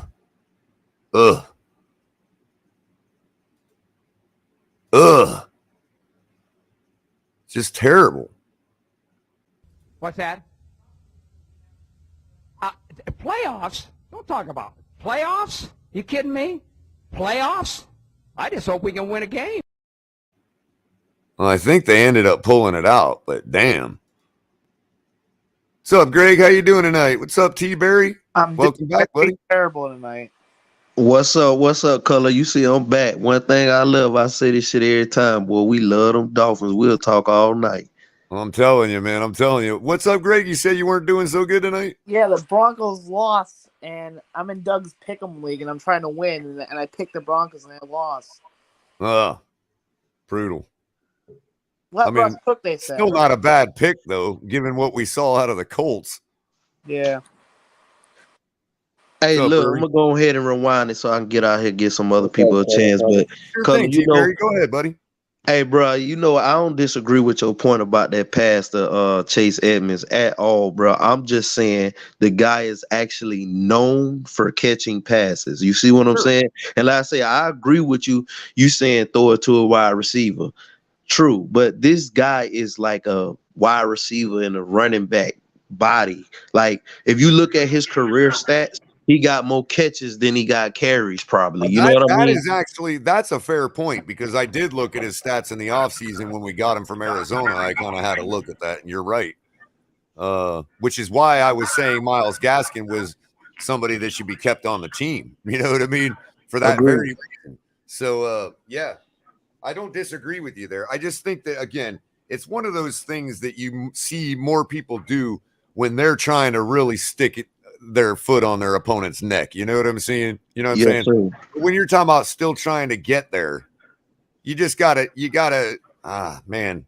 But again, if he makes the catch, then you're 100% right, and it was the most brilliant call of the night. You know what I mean? Yeah. Most definitely. If he catch it, I said this earlier, and I'm gonna get out of here. Y'all talk on this, but if he catch it, Tua don't get hurt. Hey, butterfly effect, but he may have. That's what I just said. That's what I was saying, butterfly effect earlier. But listen, I was gonna say to Greg, save yourself the heartache, because I was ranting and raving in the chat about the stupidity once again of an NFL coach costing their freaking team the game. And it's that Denver coach needs to be fired immediately, because that's 3 losses that they got on the books, all accredited to his idiocy. He's a freaking idiot. That guy has no clue of what the hell he's doing. So don't even bet on them ever again for the rest of this freaking season. From this day going forward, as long as he's their coach, I'm predicting them to lose every single fucking game for the rest of the season. I mean, I don't bet, but I am in Doug's Pick'em League, and I pick teams on who wins. I mean, it's just atrocious how the coaches are arrogant of getting in the freaking into the game and costing them freaking games that's going to lead to them not even making the playoffs. So be it. That means there's one less team in the AFC that the Miami Dolphins don't have to worry about. So I happen to miss the call you're talking about, Crypto. Congratulations, John Harbaugh. Let us all know what particular call you're talking about. Teams we don't have to worry about. Denver had a 4th and 1. They go for it, didn't get it. When they could have kicked the field goal 12-12, Colts would have got the ball back with like 2 minutes. Oh, gosh. Well, that is today's NFL, isn't it? God knows why, but... Yeah, and he's only going to have a press conference with a stupid excuse on why the so-called analytics led him to that decision. Yep. So how you doing tonight, TDR and Mike Oxlong? Man, I seen you in chat quite a bit. I think it might be the first time I've seen you up here, but welcome, and also Kahari Pete. What's up, Mike Oxlong? Yeah, what's up? Dolphin Realtor, what's up? What's Crypto, going on? Snapper, Greg, Culler, what's up? Man, what an awful game tonight, man. That was like one of the worst games I've ever seen. And you can't even chalk it up for just good defenses. And Crypto's 100% right. But when your defense plays like this game, and then your coach single-handedly loses it for you, I'll be pissed off on defense too. But Crypto, man, Frank Reich might have been even worse, man. Did you see the end of the first half? He's stealing a loss from the jaws of victory there. The team's finally driving, and he decides to go with the hurry up instead of settling down and building on the positive plays that you've made. And it was just terrible decision after decision on both sides. You did see was it just me, or did it feel like we were watching a USFL game? Dealing on who could be the stupidest.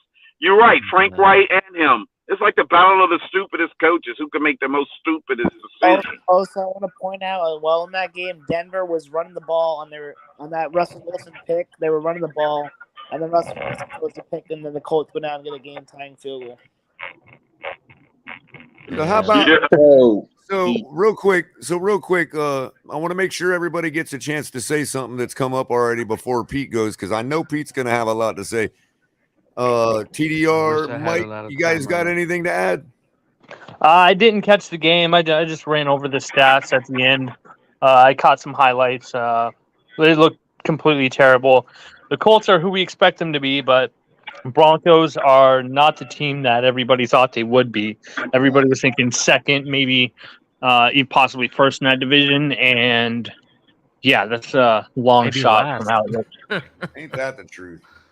I'm just saying. I agree. I agree. I'm sorry, guys, but I really don't have that much time, so I just want to let this out. Never had that much When it time. comes, when it comes to the Denver Broncos, I think that new owner got bluffed. The old owner sold them a dream. They got rid of all the draft picks, sold them. Oh, you guys have a franchise quarterback, and now sold the team to a new owner. And this team is just not working out. It just does not look good, and it has not looked good Hey, Pete, at real all. quick, bro. Real quick. You in Fort Myers, man? Hold on. And my next point, the next point that I do want to bring up about the Dolphins, Color, is my expectations on Teddy are high. And the My reason eye why as well. my expectations are high is because if you saw Tua and his game, he had too much clean pockets. He had a lot of time in the pocket. And for a veteran quarterback like Teddy to be sitting in the pocket and be able to just scan the field and distribute the ball to an open guy, anything mediocre, he has to be benched. Agreed. That's just the way that's just the way it rolls, because it's been like nobody hasn't talked about it since the Patriots game, right? Because I guess people have been feeling bad for Tua, or we've been winning and stuff in that nature. But Tua has still been leaving a lot of meat on those bones if you actually watch film week after week. It is at this point, it is unbelievable. So if Teddy's there, time in the pocket, clean pocket, he scans the field and he's hitting those guys downfield, I expect this guy to light up the Jets and run right past them. By halftime, Teddy should be having 21, 28 points, at least a minimum of 3 touchdowns. I got to disagree with you there. Other than the first game. That's if you don't try to hand the ball off to Evans all the time. Yeah, I got to disagree with you there. Other than the first game, bro, against the Patriots, Tua has been taking advantage of plays. And the first half against the Ravens, you can't tell me there wasn't meat left on the bone there. Come on. That's what I'm saying. We were down 21. Obviously, there was. See, that's the problem. And he has such an out-of-body experience in that fourth quarter that people have been deluded to the fact that he's come down to earth quite a bit. Yeah, but in fairness, the coming down to earth is back to where we expect our quarterback to be. It's not back to the 27th ranked of last year. Right. So we do have to recognize that. But you got to remember, he's so far ahead. The numbers are going to be. It's going to take a whole bunch of bad games, of course, to do it. But it still only backed him off to 300 and something yards per game, and he's still like even in his lowest game at 270. That's still what Kyler Murray's average was last year. So, I'm just saying there is a stark difference between 204 yards a game and what we're seeing now. Still what to go by. If everybody want to use that as a barometer. Listen to what I'm telling you. It's a 52.6 rating in the half that he played. I'm hearing the fan base, we better run the ball. The Jets are one of the best run-stopping teams in the NFL. Forget about running. McDaniel better go out there. I really don't understand why everybody is getting so butthurt over the Jets, talking about like it's the sky falling. We got to resort back to our run game and clock management. No. Outside of Quentin Williams, I disagree. Outside of Quentin Williams, they don't have much. They don't have much of a talent defensive line, bro. If you think about it, Culler, we were the only team in the division that struggled against the Jets last year. Everybody else swamped them. It was like the Bills scoring 50, the Patriots scored like 40. We couldn't do that. Not with Tua. I'm so sick of this team and the coaches that have come through here. And I'm going to include McDaniel in this. I don't care how controversial it is. Okay. I am so sick of these coaches coming in here acting like we can just skate through these teams without stepping on the gas, all out of some fake bullshit about keeping our plays close to our breast. Yeah, I agree with that for sure. I'm so tired of it. If you got but the where weapons, are you hearing that, Culler? I don't think that's what they're doing. If you've got the weapons, use them. Don't scheme around. They have been doing that. No one's actually said it. It's just of the your thought. top two It's wide something that receivers. everyone believes. What's that, Ali? Pete said he hasn't heard Dolphins keeping plays at their breasts, and I said that's really what the thought is about around the fan base as an excuse to why they haven't used some of the plays. That's always the fallback. No, they're trying. I think they're trying to detract that because they know Tua's still leaving meat on those bones. But when I said that about Flores and our defense last year, because he didn't want to have to unveil our playoff weapons just to get a win. When I said that, oh no. When I said Flores should have expected more performance out of the offense, and we wouldn't have had to unveil that defense till later in the year, I got told I was full of shit. Yeah, but we know that Tua can put on the gas. I mean, Tua nears. Like my point was he wasn't doing it last year. Yeah. And when we changed our defense to make sure we started getting wins, everybody was like, why was he holding that back? Maybe he could maybe because he expected a little more performance than 20 points per game out of the offense. And when he realized he wasn't getting it at 1-7, he finally said, what did he say? We about to play a different brand of football. That was meant for the playoffs. But how it is. Each game is situational. Hold on, Pete. I got called a fool for saying that, but now we give the same excuse to the coaches who don't want to step on the gas on our offense. Like they're just holding back they don't want everybody to know. When are you going to use it? It's the regular season. Right. Well, you know what? That we're playing conservative specifically so that don't turn the ball over. But yeah, you are right. I mean, we leave way too much meat on the bone, and we TDR, and good point you bring up, because as far as turnovers go, I was happy with that interception Tua threw the other night.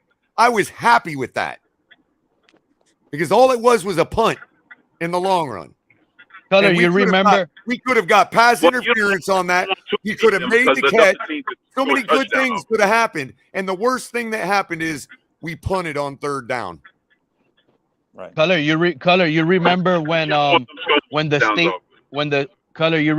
the Steelers fired their head coach before they had Mike Tomlin, that spitting head coach. What's his name again? Coward.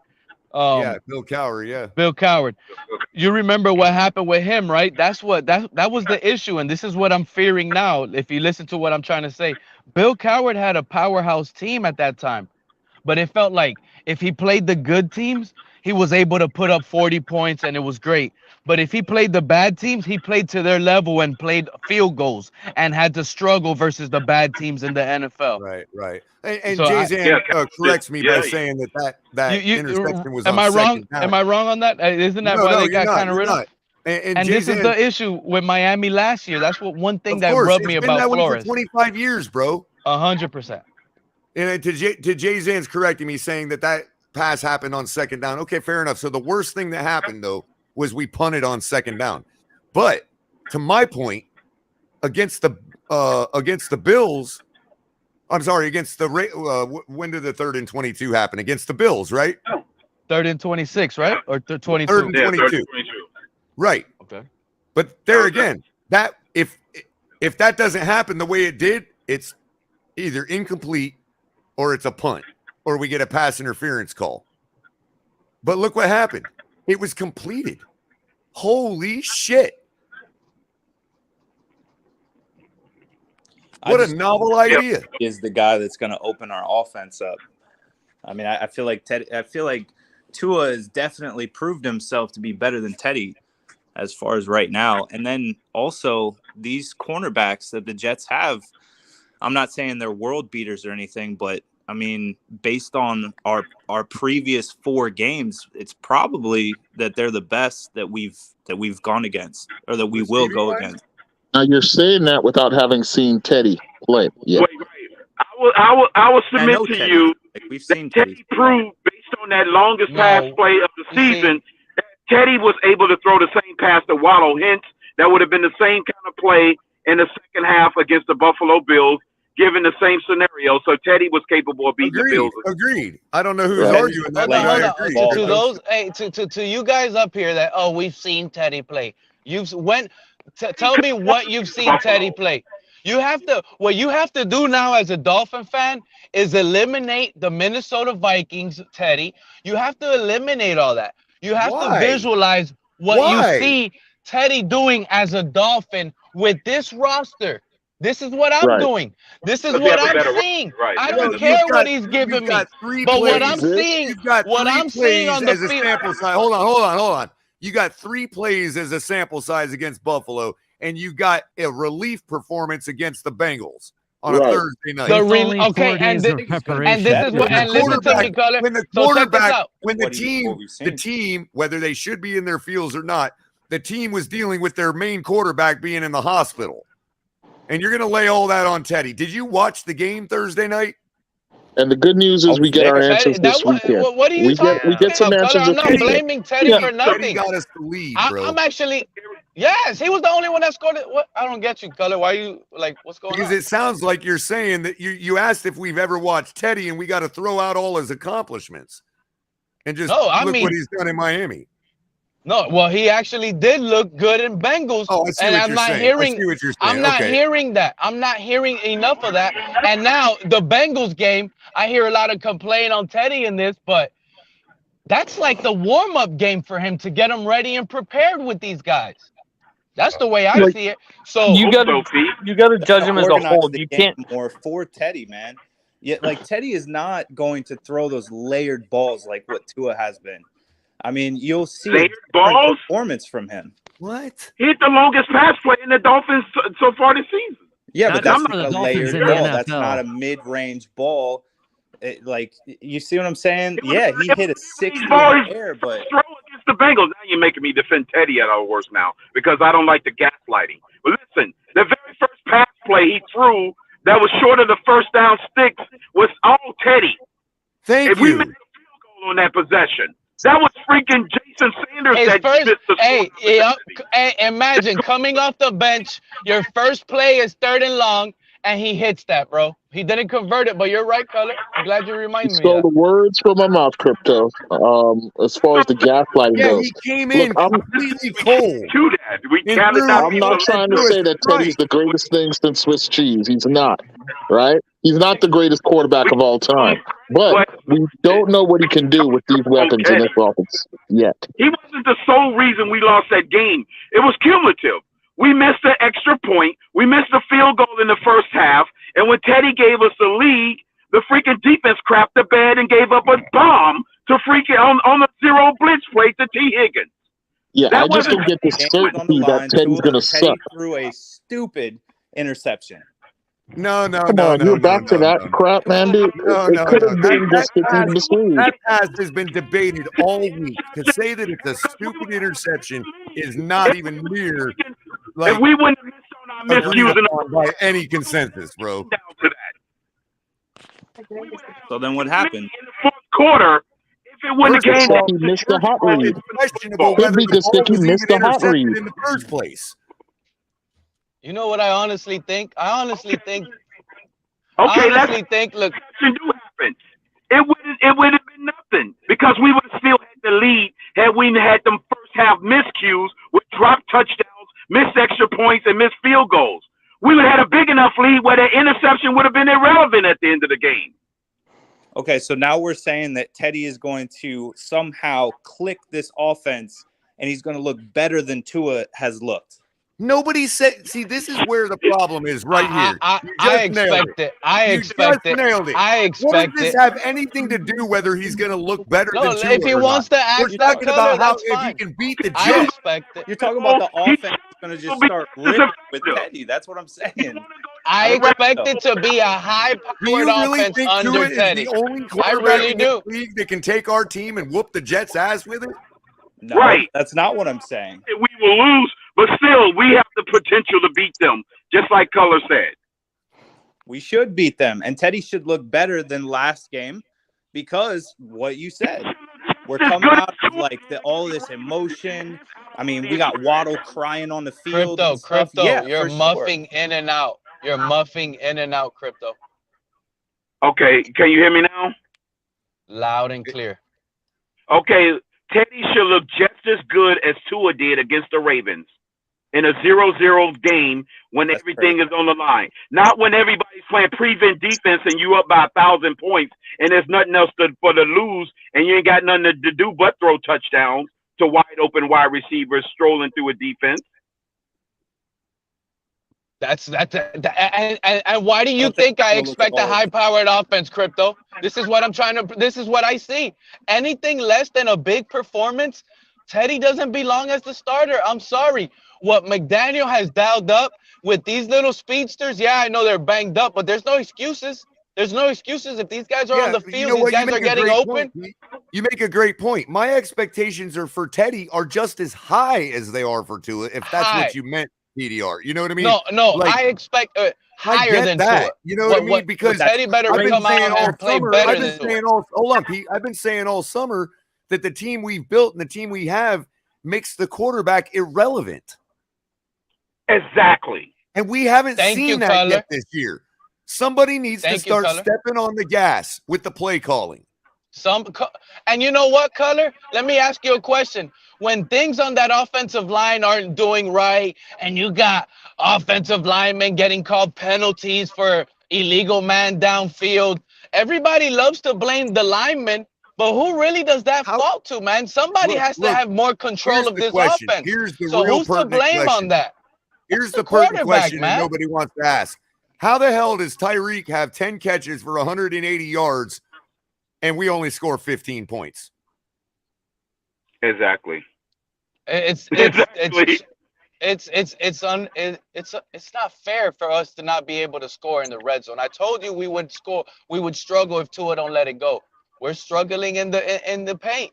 We need Teddy to come in, and Teddy is. I feel it. Like you guys said, if these guys are open and he's there with no fear, bro, he's gonna just throw the ball and put it in the money. This is how I put it. We spent all offseason with the claim that Tua's is not the reason that the quarterback play was not the reason we were bad. So we fixed everything else, and guess what? We got good. So that proves right there. Yes, it wasn't the quarterback. Okay, fine. But now all of a sudden, it's going to be the quarterback play that stops us from beating the lowly Jets. That's a good argument too, Culler. Yes, exactly. Now all of a sudden it's now the quarterback play when we got all these. As if Mike McDaniel is such a bad coach that he got Blake Bortles as our backup. Point blank, this is a tremendous opportunity for Teddy Bridgewater, but the microscope is on him this weekend to perform and operate this offensive efficiency. That's it. I just want some of this fan base to be honest enough to give it an honest appraisal after what they see this Sunday. And listen, like Pete just said, if he shits the bed, he's got to get off. Yeah, even if he loses in the shootout, but if he shits the bed, right? If he shows that he is what his detractors say, then like Pete said, then hey, it's Skylar time, baby. You know what I'm saying? Yeah. So I ain't no Teddy near. Yep. Exactly. I'm not a Teddy near either. But undefensible. Listen. This is what I'm going to say. Like Crypto says. Now you got him defending Teddy Bridgewater, not because he wants to defend Teddy, but because he doesn't want to be gaslit. 100% Crypto. Crypto never said true what I didn't see in front of my own eyes. Teddy Bridgewater right now is like in the Tannehill 2.0 situation. He just has to perform to keep the Skylar off the bench. I honestly believe that. And if he doesn't perform, we have no run game. He has a blindside protector, one of the best in the NFL. And to your point, Pete, even though I think Teddy will be better against Minnesota. But listen, this is what I say. I wouldn't be surprised if Teddy loses in the shootout 48-45, just like the Detroit Lions did. That would be the worst thing for my voice next week. I tell you. You know what? Yeah. What do we do at that point? 45 against us. Look, if we lose 48-45 and Teddy is balling out, maybe 4 touchdown passes, 1 interception, we roll with Teddy. I think we roll with Teddy. There's no way you take that out. 45. The Ravens could have won 45 against us when they left 9 points on the board. Now look, but they didn't though. You can't talk what ifs and hypotheticals. Stupid coaches. If Teddy craps the bed and everybody comes back next week, including Lewis and everybody, and starts, aha, Culler. Oh, really? Okay, I'm hurt. What do you want me to say? I was wrong. But I'm not going to sit here and act like he hasn't done what he's done and say that doesn't matter and that doesn't give me any indication as to what he could do with our super team as a quarterback. I'm sorry. 5-0 in relief for Drew Brees is a feather in your cap. I don't care how good a running game they had. I got a feeling Mike Gesicki Exactly. is about to wake up. They had just only above average wide receivers. And if you think that Teddy doesn't have the ability to replicate that with our team, then you are openly admitting that Saints team is better than ours right now. If you're willing to admit that, fine, have your point. Or Vikings Probably team. the only thing they're better at right now, because not talent, they're better coached at that time. At that time, Culler. There's a better coach. That's the only thing. Yeah, that's the only thing they have over. Minnesota's a great example. Probably had a better line too. Not gonna lie. He had This less offensive line is looking phenomenal. And here's the thing. For people that think that he had such a great team in Minnesota and they carried him through the playoffs, well, then why aren't they carrying Kirk Cousins to the playoffs? He's yeah, he did struggle, and he definitely can't play it. Kirk Cousins done in Minnesota that Teddy hasn't already done more than. Yeah, he definitely can't play night games. Is that? But yeah, I know it happened back in 2019 or whatever. But what the hell has Kirk Cousins done with the same organization? Well, this is before his injury too, so he's a different player now. Yeah, and in which after the injury, are you talking about the Denver injury or the one that no, put him? Talking about Minnesota, the bad one. Right. So we're talking before his relief performance in New Orleans. Yes. Okay. So then he proceeds to come back healthy and go and lose his job to Sam Darnold because all of a sudden Matt Rue is Vince Lombardi, and and he can make a better evaluation than anybody else and chooses Sam Darnold over Teddy. So that's a mark against Teddy. And you know what I didn't like last week, and I don't hear nobody talking about this? Who's the quarterback in Carolina right now? This is the last. Can you guys hear me? This is the last thing I'm going to say, and then I'm going to go down listening, and I'll be back up in like 15. Last week, on obvious passing situations I noticed with Teddy, Engold is in there. I don't want to see that fullback in there on obvious passing situation. That rubs me the wrong way. And we didn't even use him to block. He went out on routes. Come on, man. And we got to be smarter than that. That's that's the only issue. Where's Azukama? Remember, like you said, Culler. Well, I was gonna say that's just playing the like for like game. They're doing this thing like, oh, he looks like Juszczyk, so he must be Juszczyk. Right. Guarantee that's what, because I remember everybody in the offseason, Azukama. We have not seen that guy. And the guy taking reps on obvious passing situations, a fullback, that rubs me the wrong way. And nobody's calling that on McDaniel's play calling. But it is what it is. Y'all talk about that if you want. I'll be down and I'll be right back up. Well, I can say the reason nobody's called it out is because the second Ingold catches a touchdown, we're all going to look like fools. That's why nobody's calling it out. Barry Jackson reported that Eazy-E's learning a new wide receiver position. That's why you haven't seen him. Oh, there's a new wide receiver position? A new position? I heard he's learning either the Z or the F position. Maybe next week he'll learn the U position. A new role. I got you. A new role. I'm thinking, wow. I'm kidding. You know what I'm saying. That should have been hashed out in trying to bring the humor back. We've been a little. I don't know that's what's been reported by multiple sources. It's a little too late in the season to be trying to learn that. So back to Teddy's 5-0 performance in relief of Drew Brees. Yeah. He then goes to Denver. Okay. And again, due to injury, obviously, and I get it. That's why he's not a starting quarterback. That's why he didn't win the job over Tua, because he's obviously been injured. He's prone, whatever.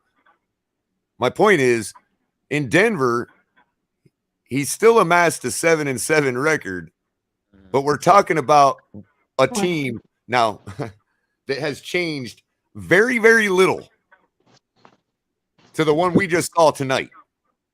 And you're gonna ding Teddy for that, then I guess Russell Wilson is just trash.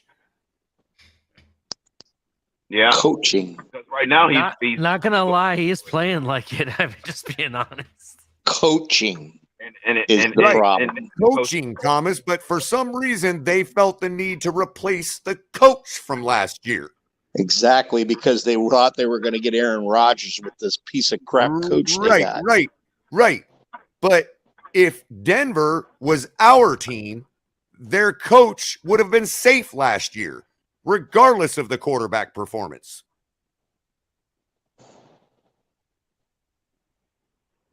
Mm-hmm.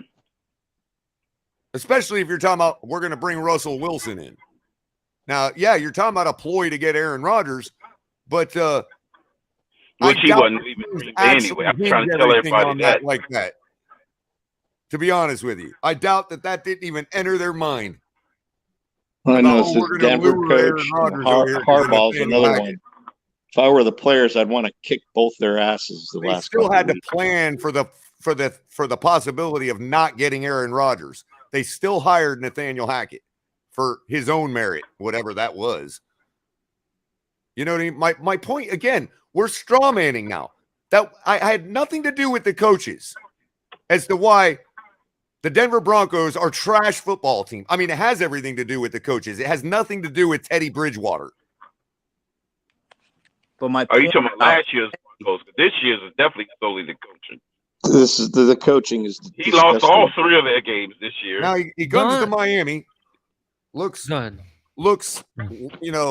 like he's uninterested the whole time he's been here, including the 3 plays against Buffalo. And I can get why people are feeling that way about him. Culler, I think that's just the way he's just a laid back dude. When you hear him in his interviews now, I've got a lot of respect for him, and I'm coming to your side with that.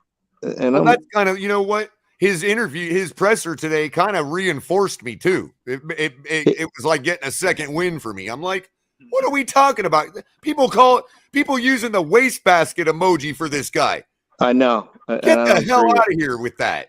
I don't and if agree you're going with to continue to do that, then I'm going to do it when QB1 comes back, just to spite you. Yeah, I don't agree with it. You got to get behind this quarterback. Let's get behind this quarterback. It's only about matchups. It's nothing more, nothing less. By the way, in case for those in the back of the room, spite is the old form of the word troll. Yeah, he's our quarterback. He's our starting quarterback. You and get behind him. When Tua gets back, if you continue to call Tua Teddy trash, unless, of course, he goes out this week and is trash. Because there's no excuse for being trash with the team we've built and the team we're facing. There's no excuse. So I'm in agreement with you guys on that. That's correct. Prove me wrong. It's no excuse for no quarterback. Laugh at me. I invite you to come laugh. I'll start a whole show where everybody can just laugh at me if Teddy craps the bed. Yeah, with the team. You know there's no accountability in social media. There's no accountability on social media. I'll do it, Kahari, just to prove that point wrong. Just to be the one. Yeah. But Culler, there's no excuse for no quarterback. I'll wear a clown mask if that's what it takes. Just let I truly the game believe happen. that he's going to be just fine this week. Everybody really told feel me it. all off season. Just let the games come, Culler. You'll see. Well, you got to give the same deference to everybody. I'm glad Tua was starting to prove me wrong. I'm glad. I ain't laughing at nobody for it. But if you all feel the need to laugh at me, if Teddy craps the bed Sunday and you all feel the need to come laugh at me, go ahead. I will wear a clown mask. I will make an hour show out of it. Well, I don't think that Teddy will crap the bed if they plan for him. And he's a dump-off guy. He needs the check down. That's why he was so – I mean, the 5 games that you're talking about in New Orleans, he had Alvin Kamara. Check down Teddy. Wow. I don't think I didn't see check down Teddy during check down a Kamara. Then I guess I should just go become a New Orleans fan then, because they are way better than us. Thomas, apparently. what did you say, Thomas? Say that again. I said I didn't see check down Teddy throwing that 65-yard pass. By the way, guys, that is true. In case you didn't realize, that long pass is not just the longest for the Dolphins this year. That is the longest in the entire league. Mm-hmm. And then that's why Tua was looking better than Teddy was because he was on every statistic top 5. and it had to do with going middle. It had to do with layering. It had to do with precision. Whereas Teddy is not that. Teddy is a check down guy, and then maybe that was just a mirage. How do you know that? How do you know that?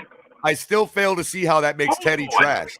And I'm not saying you're calling. I'm not saying you're calling. Where are the trash. metrics to support I'm saying I've that been defending report? people calling him trash. Go and all look at week. the ADOT.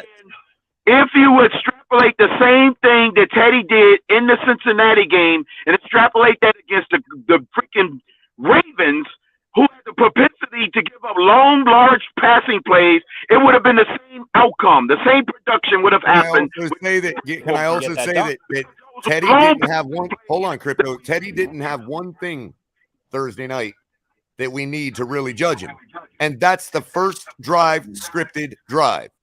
It is totally unfair to even start to look. What did Teddy say in his presser? I am not Tua. Exactly. So why are we even comparing him to Tua? And we're acting like Tua has built a career of multi-layered mid-level throws to the middle of the field. He didn't do that until this year. That's you know what he I'm saying? did in Alabama. That's what he's doing now. In Alabama, he had a super team, and now he has a super team. I'm not. I mean, just I'm saying not it's going to be get into the the semantics coaching. of what a super team is, guys. You either believe we have that team or you don't. I believe we're a Super Bowl contender, no matter who our quarterback is. With the 8 completions, he would have had a higher QBR. Okay. Again, there's no need to even argue all this stuff. I'm arguing. We're literally being gaslit. Like Teddy has sat on the sideline his entire career and and looked like the Denver Broncos did tonight. Yeah, that's not what I'm saying. I'm saying that he needs a specific scheme set for his benefit. And we have that. No, he don't. The freaking coach just sit up there and said, even if he did have that. The coach said the reason why I brought Teddy in because the drop-off and the comparison is similar to what we already have in Tua. Okay. And so you see that. You see that, huh? You see that Tua, a top 5 quarterback in the league. The same Larry looks like Teddy. Tua did in his out-of-body experience against the Ravens. Teddy showed that against the Bengals in just one half. Okay, we're going to see because I'm telling you, I'm right. So I'm not telling you right about that he's not Tua. We've already conceded that point. That's not what I'm saying. I'm saying that he needs a different scheme. He needs to be able to dump it off.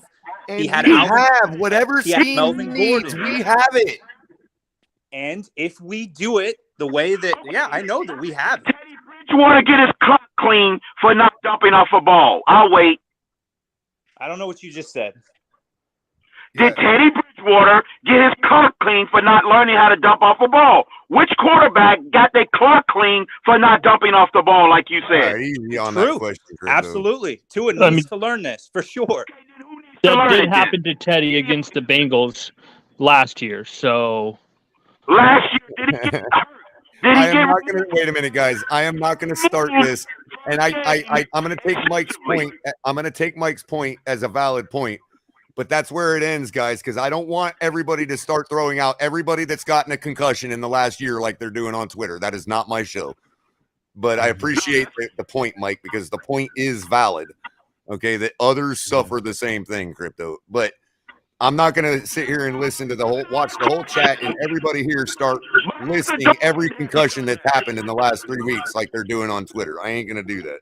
I think it's childish what they're doing on Twitter with that nonsense, and it aggravates me and it like ruins my feed. I don't even want to be on Twitter right now because every other post is this guy had a concussion and went right back. I'm not going to do that here. You know what I mean? But Mike did make a valid point. That's not my point. That has something to do with the price of beer in Germany. And Mike, to clarify, Cryptos, because you are clipping, Crypto, because you're talking so loud. It's clipping your mic, so we can't hear every single word that comes out. But to clarify what Crypto was saying, from what I think he was trying to say, was that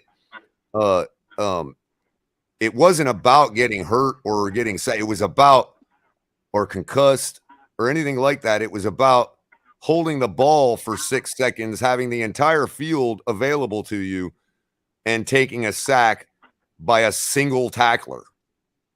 He's right. 100%. Yeah. Tua needs to grow there for sure. He Right, he but tries Teddy to be doesn't. Superman. What Crypto's And point is that Teddy doesn't have to grow there. Yes. And if they design, if we got Chase Edmonds out of the backfield and he's always got that safety valve, yes, he can be very successful in this offense. Obviously, Yeah, I mean, honestly, he could do what Josh Allen did. Not to say that he's Josh Allen, but to say that he could Devin Singletary the Jets all game like they did to us. Mm-hmm. That's what I see, man. But that's a valid strategy. That's not just dinking and dunking for the sake of, because that's all you can do.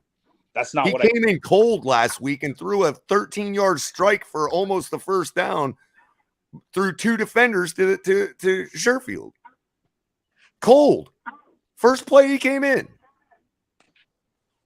Now, where I see things like you guys are talking about that bother me, that throw out to the flat to Gesicki, that needed to be a little more 12-6 action, a little more forceful and a little more downward trajectory and get there sooner. Because Gesicki didn't even have a chance for the first down. You know what I mean? Because the ball did kind of float out there the way he threw it off his hand. That kind of stuff. Tua is better at that kind of stuff. Sure. Hey, Culler, to get back to that Tua injury also, it wasn't 3rd and 7. It was 2nd and 7. Could have easily ran for 3 or 4 yards, stepped out of bounds, and had a manageable 3rd down. Easily. Yes, Thomas, that was a 2nd down play. It was 2nd and 7, I believe. What I don't understand, and I'm not faulting him for this, to me it's a mystery. It's like he's left-handed, and he rolled out to his opposite throwing side, which turned out to be the wrong way to roll out. Like, even if he'd have just used his left-hand throwing instinct to choose where to roll out, he would have rolled out to open field. Well, no, he rolled out to the right side, to his throwing side, but no. He spun back to roll out to the right. Well, he originally stepped to his left and then rolled back to his right. On his left side. When he felt the pressure, he rolled to his right. Yes. But he originally stepped towards his left and had a free open lane to take off and run if he wanted to. Well, yeah, and he had a wide open receiver too, which we illustrated on the All-22 the other night. Correct. But what I'm saying is, even when he felt in trouble, long throws that he couldn't connect, he didn't but even when he felt in trouble, he still switched back and rolled out to the right. He actually made a spin move to do it. Exactly. But that's not his natural throwing side. Left and he tried to spin out of it, and the guy grabbed a hold. In other words, what I'm saying is, if he would have let his instincts take over and rolled to his natural throwing side, the play was designed for him to be able to do that. I remember a couple weeks ago, I showed an All-22 clip where he rolled out to his throwing side, and there was nobody there. And I pointed out, I kind of said, hey, he rolled out to the side where there was no receivers. That's why he can't see his receivers. It was after that press conference where he said he couldn't see the receivers and all that. Mm-hmm. Now, what I thought was interesting was he rolled out to his natural throwing side. That was his instinct. So it wasn't truly his fault per se that there was no receivers that over there. It's just that he given the ability to throw across your body as a quarterback, he could have rolled out to the opposite side of his throwing side and had a wealth of receivers to throw to. So I think that, I'm not saying somebody was watching my analysis. I'm saying that maybe somebody had a similar analysis in the film room, because the play that he got hurt on, actually, if he rolled out to his instinctual throwing side, he had a wealth of receivers and wide open space to use. In other words, somebody changed that scheme to not put him in the position of rolling to his cross body side to be able to have receivers. You see what I'm saying? They changed that. That's actually a good adjustment by the coaches week over week. You know what I mean? Yeah, well, they've been flipping a lot of plays like that. like the deep catch to Waddle in the touchdown for the Ravens game. It was a bench route that they had him run just 2 plays right before that.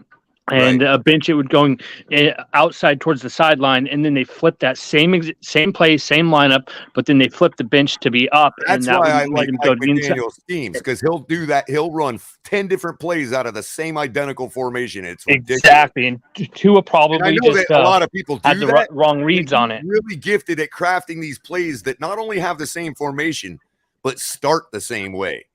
Where the defense is like, oh, okay. And they lollygag and boom, you nail them for that bomb down the field. You know what I mean? Hey, Culler, quick take for the Yes, sir, panel, man. T-Mary. What y'all think about this? Because I really haven't heard no take on this. We've been devastated with that loss, man. Tua getting hurt and all that. But what is y'all take about Teddy revenge tour? Because right now, that's what he on. Well, I'm always of the thought that I don't like to believe in revenge tours because they always work against us. But if it's our revenge tour, I'm right on board. Let's do it. Yep, looking forward. But hey, I got to head out, guys. It was good to be on here and chat for a little bit. Mike. But you guys have a good night, and hopefully I'll catch up with you guys some other night. Right on, man. Appreciate you coming.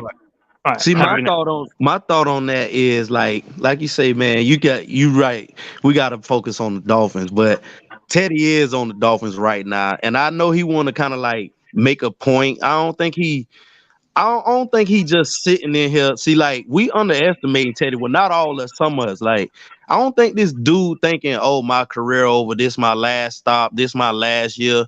These games, he got something to prove, man. Like you know what I mean. We should be looking at it from that point of view. Like, I don't think he just want to be a backup no more. I think we done shedded that light on him. That's all he is. And but you make a great he could point, be a bridge quarterback for somebody. And I want to get Ali's opinion on that point too, because Ali, what he's basically saying is, look, this could be a reason why it looks like he's uninterested in all this, because he was at the depths of despair when the Jets traded him. You know, like, you know, he was already at this. Do I ever get a shot again? My point is that given that the removal, let's say if that depression has been lifted, could you then are you able to then trust a little more that he can utilize the skills he has shown to have over the years? Whether they amount to Tua or not, it doesn't matter because they're good enough to win with us. You know what I mean? Yeah. And I made the comment earlier that I think that what we saw in preseason and even in the three plays we said Culler in the Bills game. Yeah. I think that he didn't care because he was just the backup, and he was acting as if he didn't care. And I don't prefer that type of backup. Like I mentioned, but is it possible that the body language you saw that you might have misinterpreted it to that way? Like, maybe he does care, and it is possible. But I mean, here's the thing. I've seen other backups come in and ready to play, you know, at any moment. You know what I mean? I'm not. Those guys are usually. Have you ever seen a guy like Joe Flacco do that though? It's always the guy like Billy Zapp that's like, I'm a rookie, and oh my God, I get to go on the field. That's when you see that. Not necessarily. I mean, Matt Flynn. Joe Flacco was a bad point to use though, because Joe Flacco balled out for the substitution of Zach Wilson. I mean, as far as just giving his receivers a chance, he kind of balled out. That is true, and I don't want to really make a big deal out of this, but there's a rumor flying around, and I don't believe it. Just so you guys know, if it's true, it upsets me, and this is why I bring this up. There's a rumor going out that during the Bills game that Bridgewater was taking a nap on the sideline. Get the fuck out of here! It don't even matter. It don't even matter if there's a rumor, because there are video cameras on every single player on the sideline for the entire game, so it can go be checked. I don't know why they even start rumors like that. I don't know, but here's my point. Here's my point of why I bring it up. Right? I don't know why he came out looking really sluggish, like he didn't care in the Bills game. It doesn't make sense. It just doesn't make sense to me. If you're a backup or whatever position you are, doesn't matter if you're the starter or the third stringer or whatever, I feel like you need to come in ready to go at any moment. Even if You're you're not just a wrong headset about guy. that, but you're acting So- like that just makes him trash all of a sudden. I did not use the word trash, I bro. know I'm you not didn't. using- I know I'm you not. didn't. But, Now, let's but get you back to the point. understand by Color. bringing by making that assumption and bringing it to the table, it's just giving ammo to the people that are calling him trash. But Color, let's get back to the Yeah, it point at does hand. give What him I was ammunition. trying to make. Yeah, I'm getting sure, there. give him Let me ammunition. finish. Go ahead, Let me Ali. finish. So my concern was that initially, right? And I've talked to Lewis and other people about this, and I did not like the way he looked at all.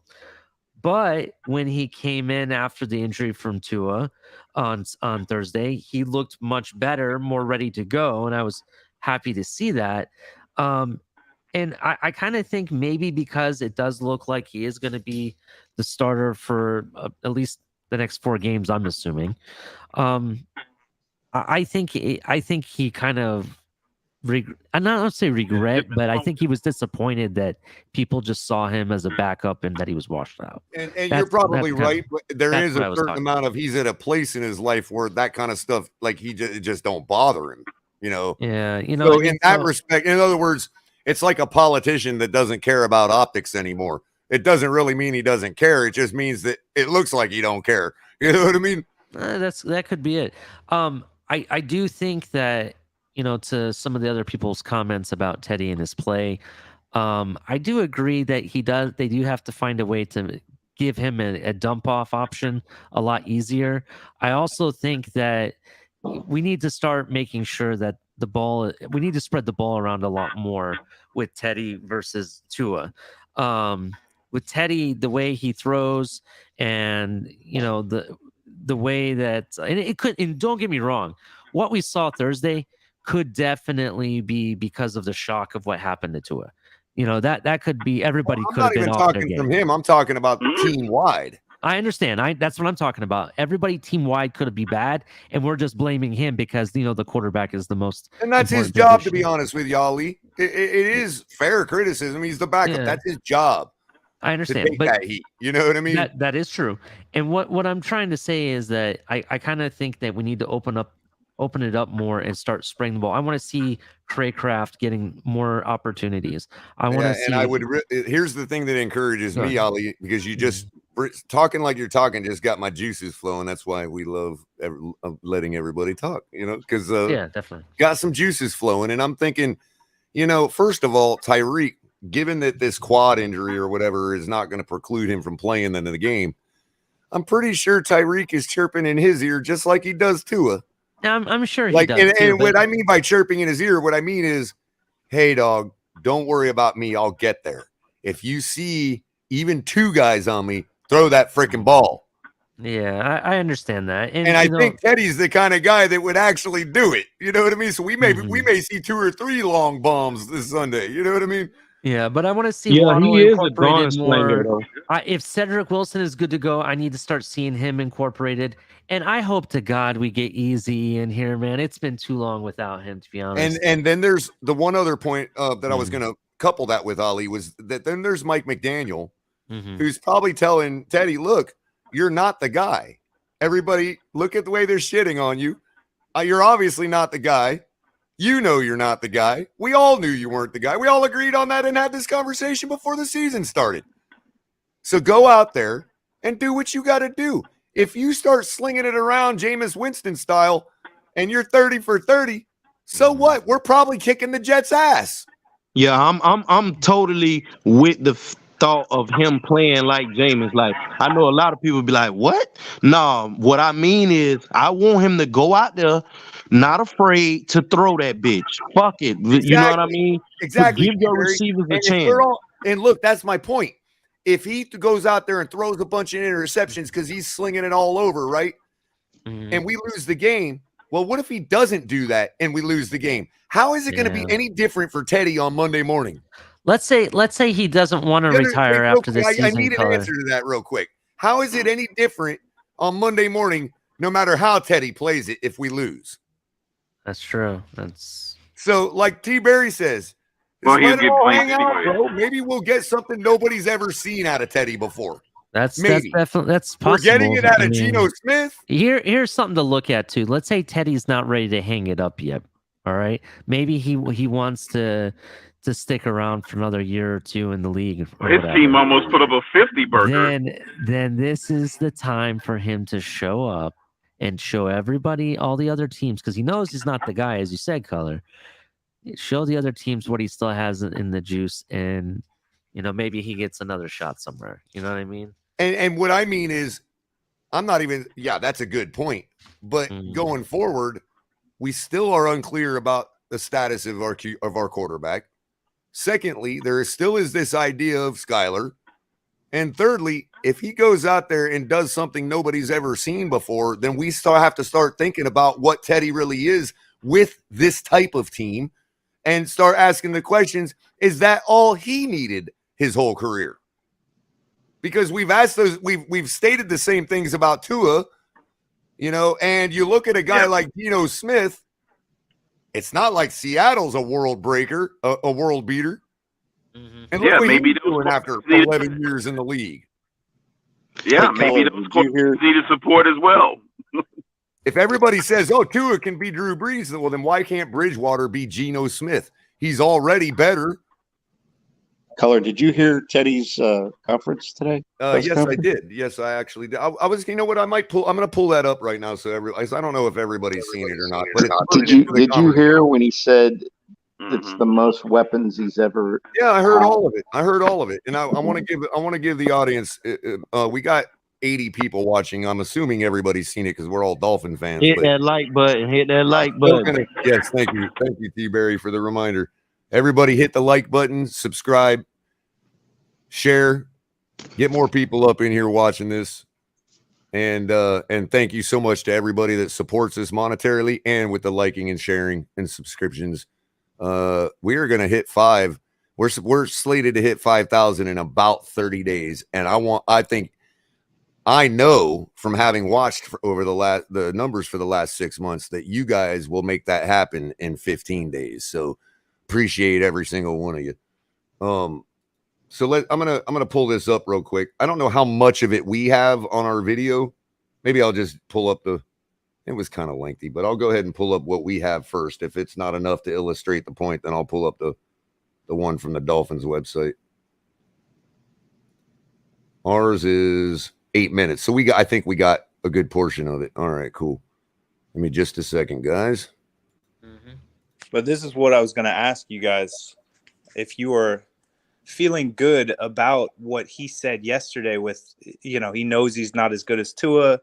He knows he's not as good. He didn't say that. He didn't say he wasn't as good as Tua. He's not. What does that mean? He's a different type of quarterback. That means that everybody's different, and you don't know what I am.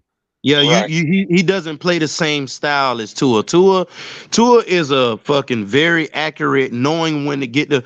I really want to believe that, but he took a hard ass sack. But I would say for the majority of the time, he knows how to get the ball out of his hand. You know what I mean? It's just to your point. Go ahead. I don't want to cut you off. My bad. Well, yeah, he was actually meaning that for the team too. Like that's what he's trying to express to the team. Like I'm not trying to be something I'm not.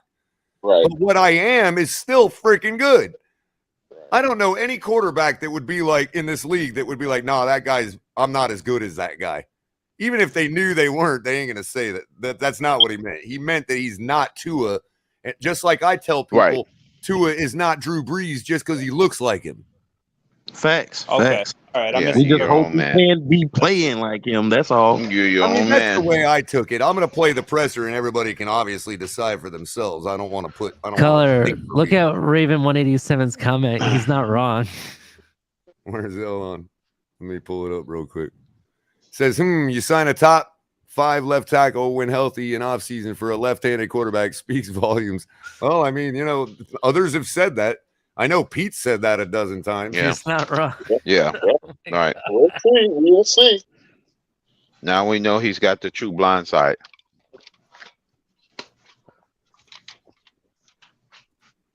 All right. Let's see here. Everybody, if anybody with feedback, just courtesy of mute while we're playing, and we'll get it going. Yeah, it gives you a ton of confidence. Just having been through this before, as far as coming in or entering the game late or all type of scenarios I've been through in my career. And it's like experience is life's best philosopher. So I've had some experience, and I'm just looking forward to this opportunity that the guys, this team, we get moving forward this weekend. Obviously, we have the entire week of first team practice reps. Can you kind of describe a way that's benefited you already so far, whether that's with maybe working with the wide receivers or the offensive line or something like that? Yeah, it has its benefits. Just being in there, repping the plays in live action, full speed. So at the same time, each day, you have to take this mental approach like never before. It's so easy to talk about it, but when you're actually living it, it's totally different. To that point, Mike kind of talked about the human element of preparing. Like, obviously, you get the practice reps, but then you kind of have the pressures of knowing that you're starting as opposed to being the backup. Obviously, you're a local guy making your first start for kind of your hometown team. Just how have you kind of managed all that and the emotions that come with that? Man, I just take it one day at a time. Because at the end of the day, I look at all this as a blessing. And like me standing here before you guys, me getting the opportunity to still play this game. There have been so many instances in my career where I probably could have never played again. So, man, every day that I get to step into this facility, be around the guys, this coaching staff, just the support staff, the crew in the cafeteria, it's all just something that I soak in because it's a blessing. Fortunate this organization is to have you as their backup. Have you felt that support this week, just kind of with your teammates and the coaching staff and people in the building? Yeah, I definitely felt it. And I felt it even when I wasn't, starting.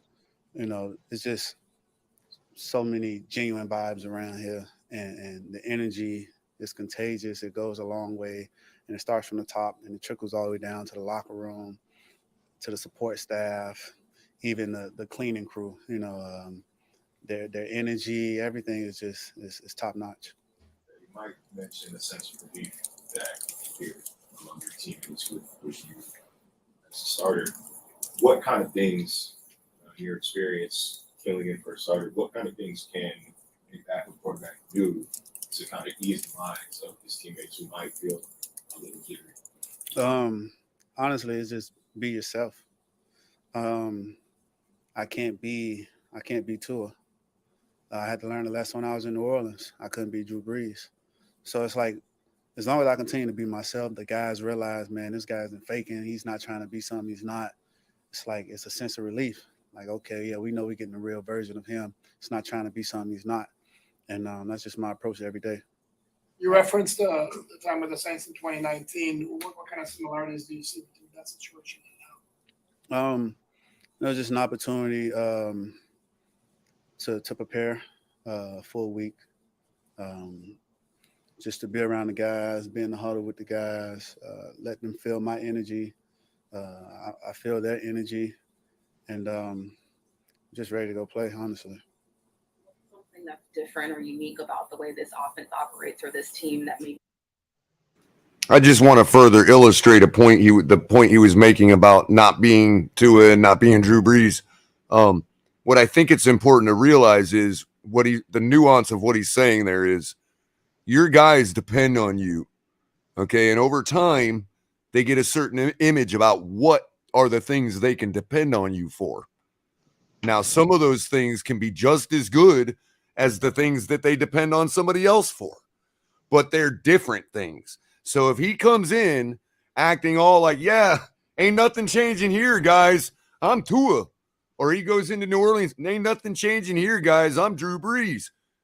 Then those players during the game are going to expect things that they could expect out of Tua from him. And he will not be able to deliver those things, which means they will not have put themselves in the right position to make the play. Now, if he comes in saying, I'm not Tua, I'm just me, take it for what it is, those players can say, oh, he's genuine, which means these are the sets of things I can count on him for. And now knowing that, I'm going to put myself in a position on the field knowing that this is what I can expect out of the guy, not what I could expect out of Tua, because if I had Tua on the field, I might be 5 yards over here. You see what I'm saying? It's not that he's saying I'm not as good as those guys, or he's just simply saying, I'm not fake. You can count on me for the things that you know you can count on Teddy Bridgewater for. Is that as many things as Tua? Maybe not. Is that as many things as Aaron Rodgers? Most definitely not. Is that more things than, Bortles and James? Yeah.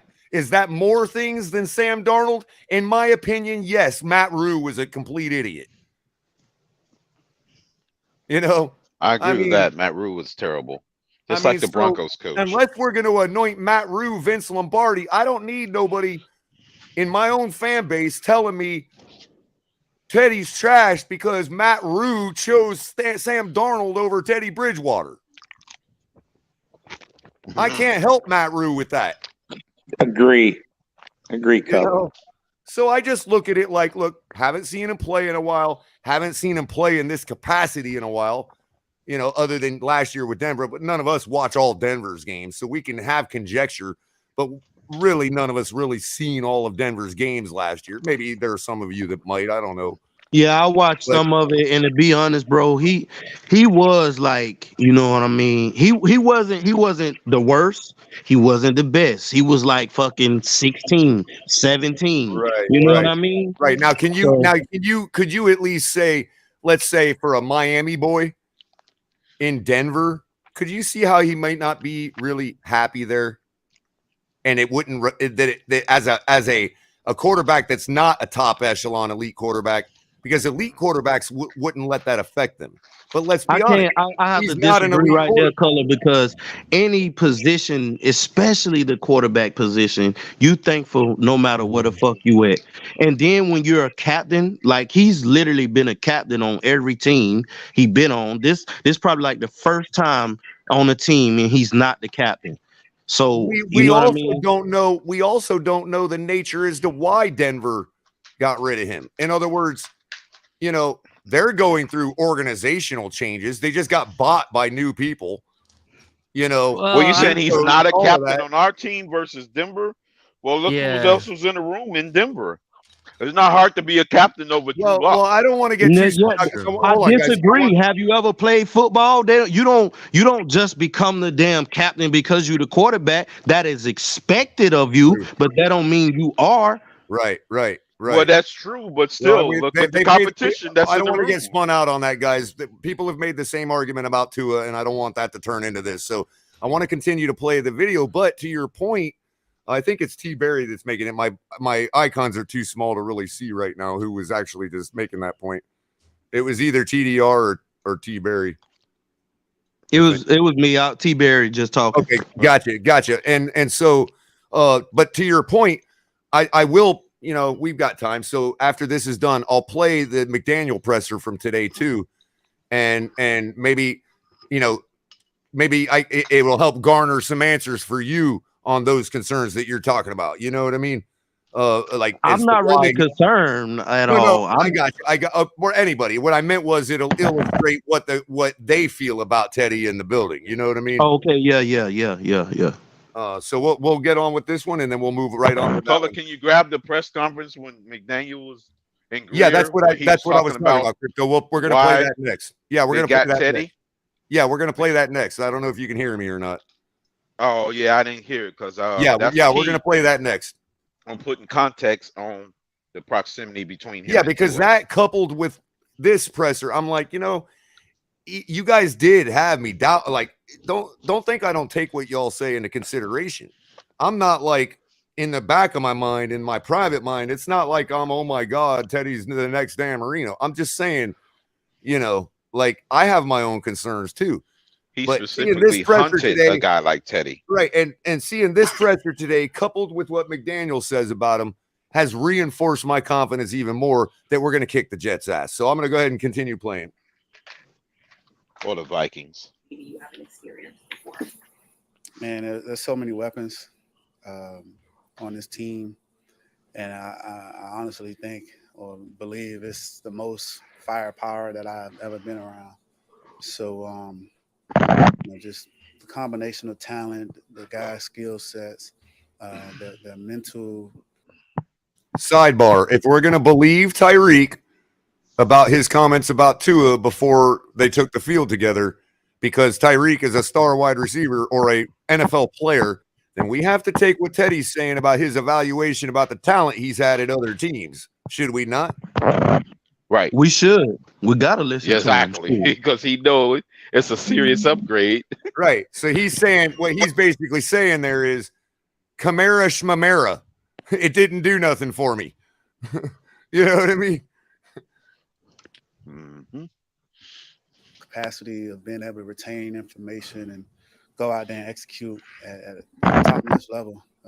It's just it wows me every day. Throughout your career, you kind of managed to stay in touch with like your Miami roots and especially Northwestern. What has that kind of meant to you, throughout your career now, getting to this point where you're starting your own team? It's a huge blessing to be able to just suit up in my hometown, play Little League football 5 minutes down the road at Bunch Park. So if I leave work tomorrow and go to the park, all the little kids will come running up to me, excited. If I go to Northwestern game Friday night, everyone will be excited. So it's just it's such a relief, honestly, like knowing that the love is genuine no matter where I go. And I really appreciate that, from, my community, my people. And I know they're excited, that I get this opportunity, and they're looking forward to it. Growing up, Dolphins Jets is a rivalry. You turn the ticket.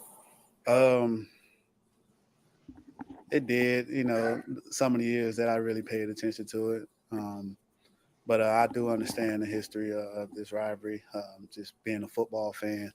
So, we have an opportunity to, get to 3-0 in the division. That'll be huge for us. So, that's one thing that, we emphasize on right now. But, we know that we're playing against a very good Jet team.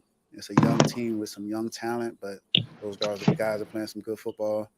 And we know that, they're going to give us their best. How many tickets are you getting for this weekend? No, we play on the road, yeah. Does this game mean anything more to you than your history with the Jets organization?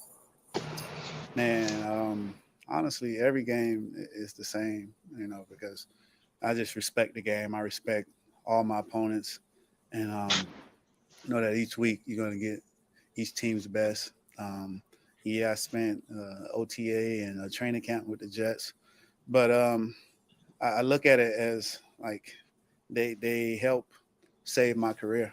When I signed with the Jets, it was really like on a tryout basis, almost like with Todd Bowles, the head coach, and J Mel, the trainer. He helped me get back to my old self, health-wise. Todd Bowles, his charisma, his energy just helped me continue to just get that confidence back in myself. And then when they traded me, it was like, hey, everything happens for a reason. So I understand the nature of the business. I don't take anything personal. A couple of weeks ago, when we were talking, you were talking about potentially, going into coaching when you were done playing, and then a couple of days later, we see you drawing up down the sideline. What was that moment kind of like for you, and did the play end up working that night? No, it's fun, man. It's a great, moment for me. I get to be on the sideline at my high school games and, draw plays and things like that. Some plays work, some plays don't.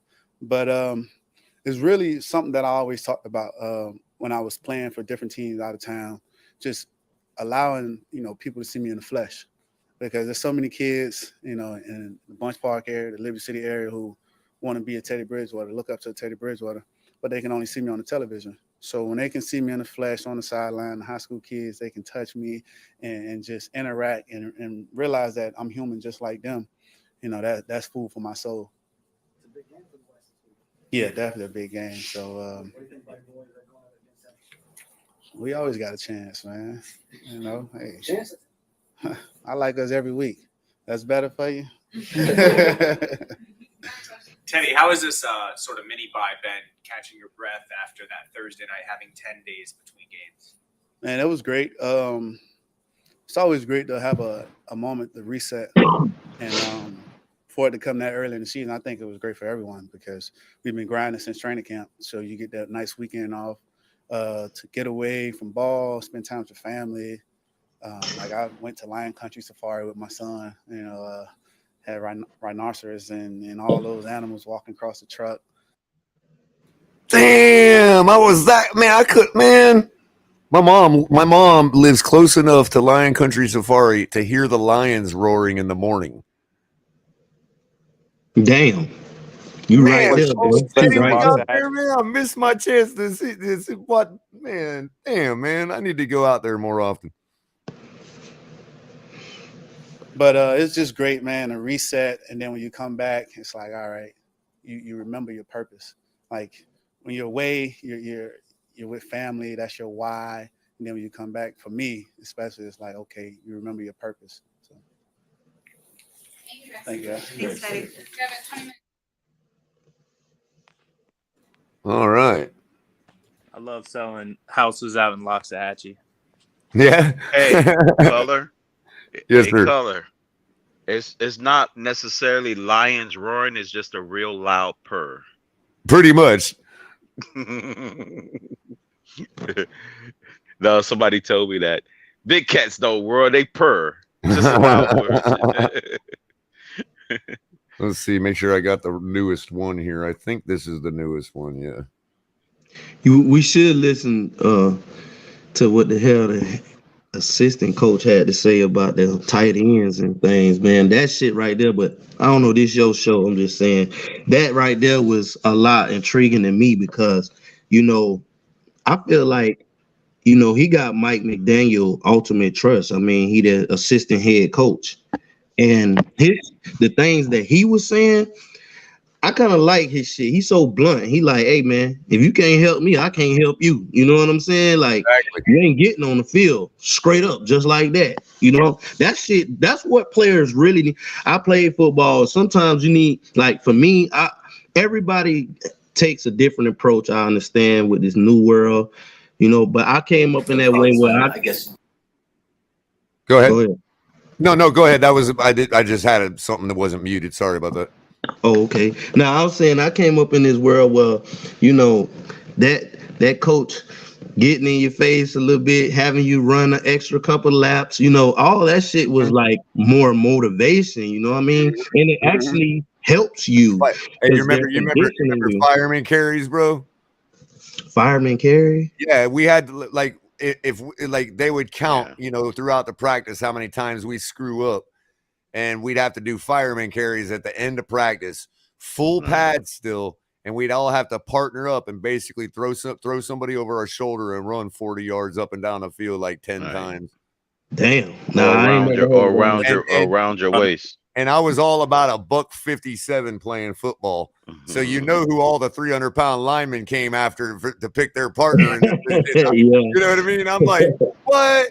Now I got to carry you back too, like. Yeah, that's crazy.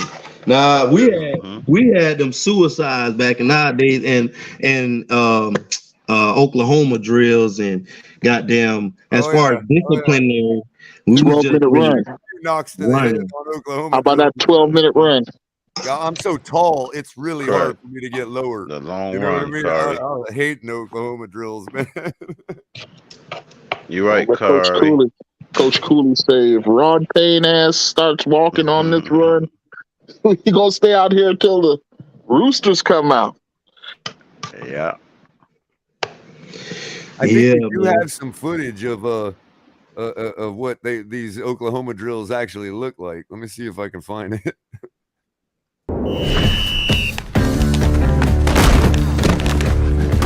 You call that a hit? Keep your head down. The top of your head is the hardest part of your body. Thanks, Coach. Dude, that's gonna break your neck. No, I'm gonna break your neck. Damn it, my leg. That was our Coach Collier right there, boy. Were your drills sort of like that, guys? A little something like that. Coach ain't fuck off. He'll slap your ass in the head real quick. Man. All right, so we're gonna go ahead and roll out with John Embry here. This is the guy you're talking about, or you're talking about the OC? No, that's the guy right there. Oh, John Embry. Okay, yeah, got you. So All right, let's get him going. Durham and Mike, how they've done in your eyes through 4 games? I'm pleased at the progress we've made. I feel like we've gotten better every game, which is obviously the goal at every spot. Durham has given us an opportunity to get the ball on the perimeter. I think he's doing a good job with the run game. He's showing up in the pass game as well when he's getting his ops. And Mike's continued to improve as a run blocker. And then, the ops as far as the passing game have come as coverage dictates. And I think he's done a good job of taking advantage of his opportunities that he's had so far. Going into some of the playing time splits decisions. Nothing. It's just more of trying to get guys to fit their skill sets. I don't think it's a secret we're not going to ask Mike to block power. So when we're doing some of the heavy running stuff, that's obviously going to be Durham. But it's just more of a flow of what the guys or what we're trying to get accomplished or what's going on as far as scheme for that week. I think the Buffalo game, someone had mentioned to me, I guess he played 18 snaps, Mike. And I was like, wow. But then we only had 39 plays. So, and I think the other thing, too, is we're doing more 21. I think we're a little more diversified in our personnel than what they had been around here in the past. In the past, they'd been primarily 12 personnel. So Mike was playing more because of that. But, right now, Durham gives us a little more in the run game. And, we want to be a run-first team. Going back to Mike for a second, I know the main concern has to be winning games, and we've won 3 or 4. But at the same time, he has, 71 yards in receiving. Are you getting as much out of him as you should? And do you sense... What, they got a court stenographer or something in there? Jeez. Any frustration on his part? He'd have to answer that about the frustration. Yeah, I feel like we're getting what we need out of him or what's been capable. Some of it's coverage dictated. But like you said at the beginning of your question, it's about winning. And, it's ironic. I got a text from George Kittle Tuesday morning at 3 a.m. And it was a video of him in the game against the Rams knocking a DB down on his behind. That's what we want, that mentality here. It's not about how many passes did I catch. At the end of the day, you're judged. To me, you're judged. This is a team sport. You're judged on what did you do as a team. Yo, I'm sorry, but was that shots fired? Exactly. I mean, bro, that's why I told you to listen to this one, man. The man's pulling up a private conversation between him and a tight end on a whole nother team. Yeah. And a tight end we all know probably wouldn't mind being here with us. I would expect Mike gets I don't know. I can't even say I don't want it. I expect him to be traded before somebody. The no, what people need to be doing is putting Gesicki on their fantasy team this week if they want to make money. You might be right about that, but hey, they still got to scheme him to get the ball. It's kind of shots over the bow. He'll do it. Man.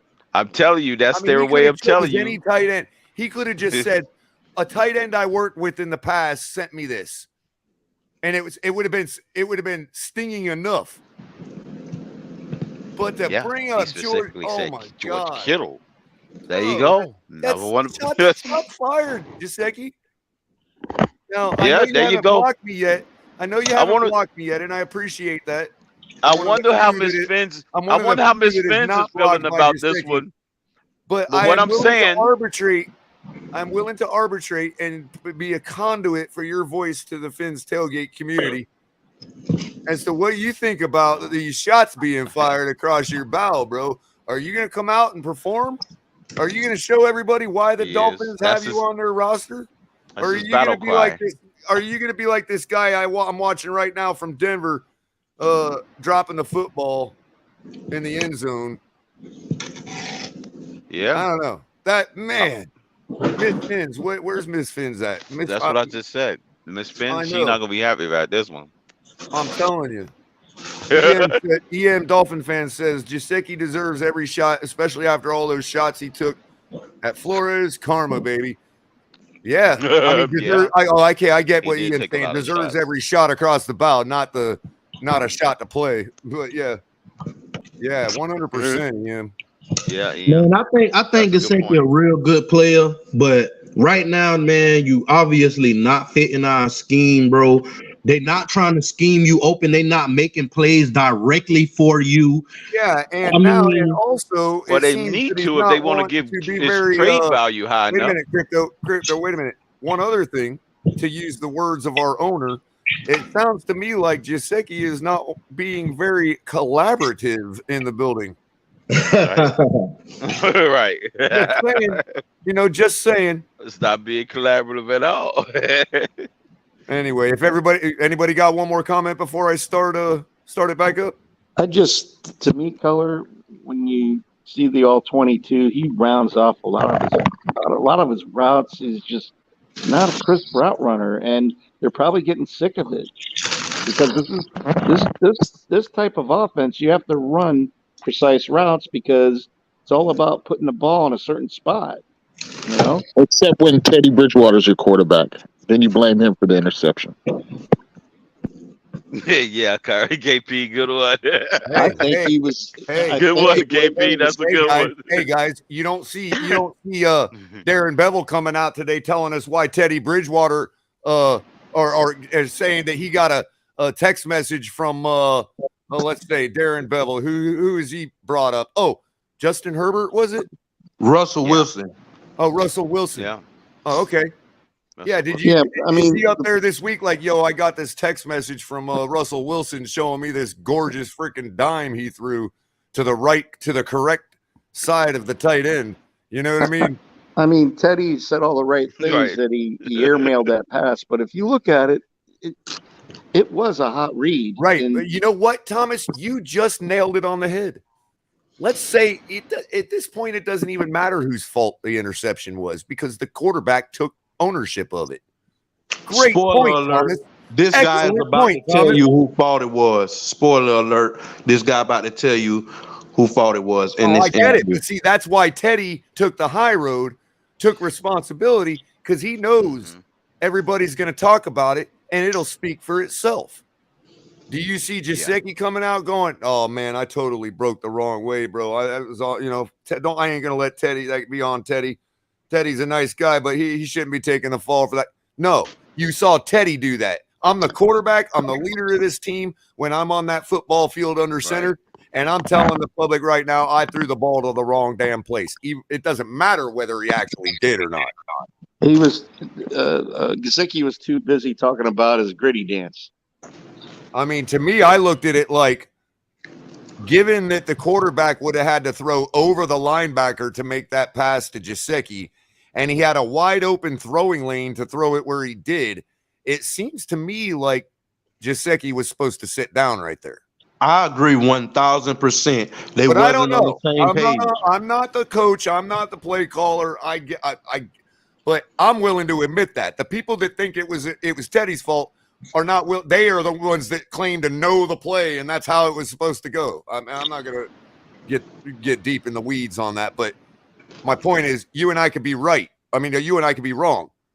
Maybe he wasn't supposed to sit down there. I'm just like, we could be wrong, but I've watched a lot of football in my life, and I know where I would have sat down at as a receiver. Exactly. You know what I mean? It's a hot read. You're supposed to sit down. You don't supposed to keep running. On the hot read, name a hot read besides a man-on-man coverage. Outside, I'm throwing it long. Right. That's the only hot read that you're throwing it deep. And if you not only that, but it was right next to him where it happened. Right. Not only that, but if you also notice his mirror receiver at the top end of the play sat down right there too, right at that yard line. Correct. No, it was the running back, but still, yeah. Well, whoever the receiver was, whatever. Yeah, it was the running back. Yeah, he right sat there. down right there and read it, and Gesicki just kept on running his route. And now you can it say happened right next to I mean, the ball was already thrown, but you can maybe say, Teddy, well, you had other options to throw to, but still. And he came in untouched. He's got to be able to count on a guy that's making this. What did they say? The third or second most amount on the team. I think it's the As third. far as cap hit goes. Yeah, I mean, I don't know. I'm not going to harp on Gesicki. I don't want him to block me. I kind of, I know, but I really feel Teddy took the higher road on that. Man, I love Gesicki, but he don't fit this scheme. If we was running the coach just said it just now, a few seconds ago. They run 11 personnel. We was running a lot of 12 personnel last year, so that's why he was on the field. I mean, he probably look. Remember, he's a remnant from Tannehill days. So let's be fair and say thank you for your service. That's earned you my best wishes that you finally get the situation you want with a guy like Aaron Rodgers that's just going to help you eat all day. You know what I mean? He definitely should go be with Aaron Rodgers. I think that's the perfect fit for him right now. For him, that would be like the next superstar tandem. You know what I mean? I 1,000% agree. Culler, the most telling thing he said was, "It's not how many passes you catch; it's about what you could do for the team." Exactly. Well, let me finish playing it so we can all hear that. Yeah, Sorry, well, guys. that's the shot right there. And I posed the question to the guys in my room when we were 3-0. How many of you in here have been 3-0 as a professional? You know how many raised their hand? None. So we're trying to do something around here or accomplish something for the Dolphins organization. So it's never going to be about one player. Whether you're talking about Mike Gesicki, Tyreek, Tua, it doesn't matter. We're trying to win a Super Bowl. We're not trying to win the Fantasy League title. We're not trying to lift one guy up over another person. We're going to take what the defense gives us, and we're going to do it within the concept of our scheme. You guys had an interception. My only question to that would be, and Crypto is probably going to have this same question, are you now going to take the next step and impose yourself on your opponent? I understand taking what the defense gives you. Yeah, I cringe when I hear those words. What if the defense just decide and be like Buddy Ryan and don't give you a damn thing? How about we give you nothing and you like it? Or be like Rex Ryan and say, I ain't giving you shit. Right. Then what? Hey guys, I'm gonna go. My wife's yelling at me now. So all right, Thomas. I'm gonna take off. All right, Thomas. That's why I always cringe when I hear that. Because me as a chess player, me as a chess player, I always like to impose my will on the other person across the table. Well, I'm not taking Tzu, what man. he's giving Sun me. Tzu, you know. But hey, so one other thing though, I very much like. I want to point out is this notion that he sees us as 3-0 because he does. The coaching staff really has a firm understanding of what really matters when it comes to winning the AFC East and the AFC itself.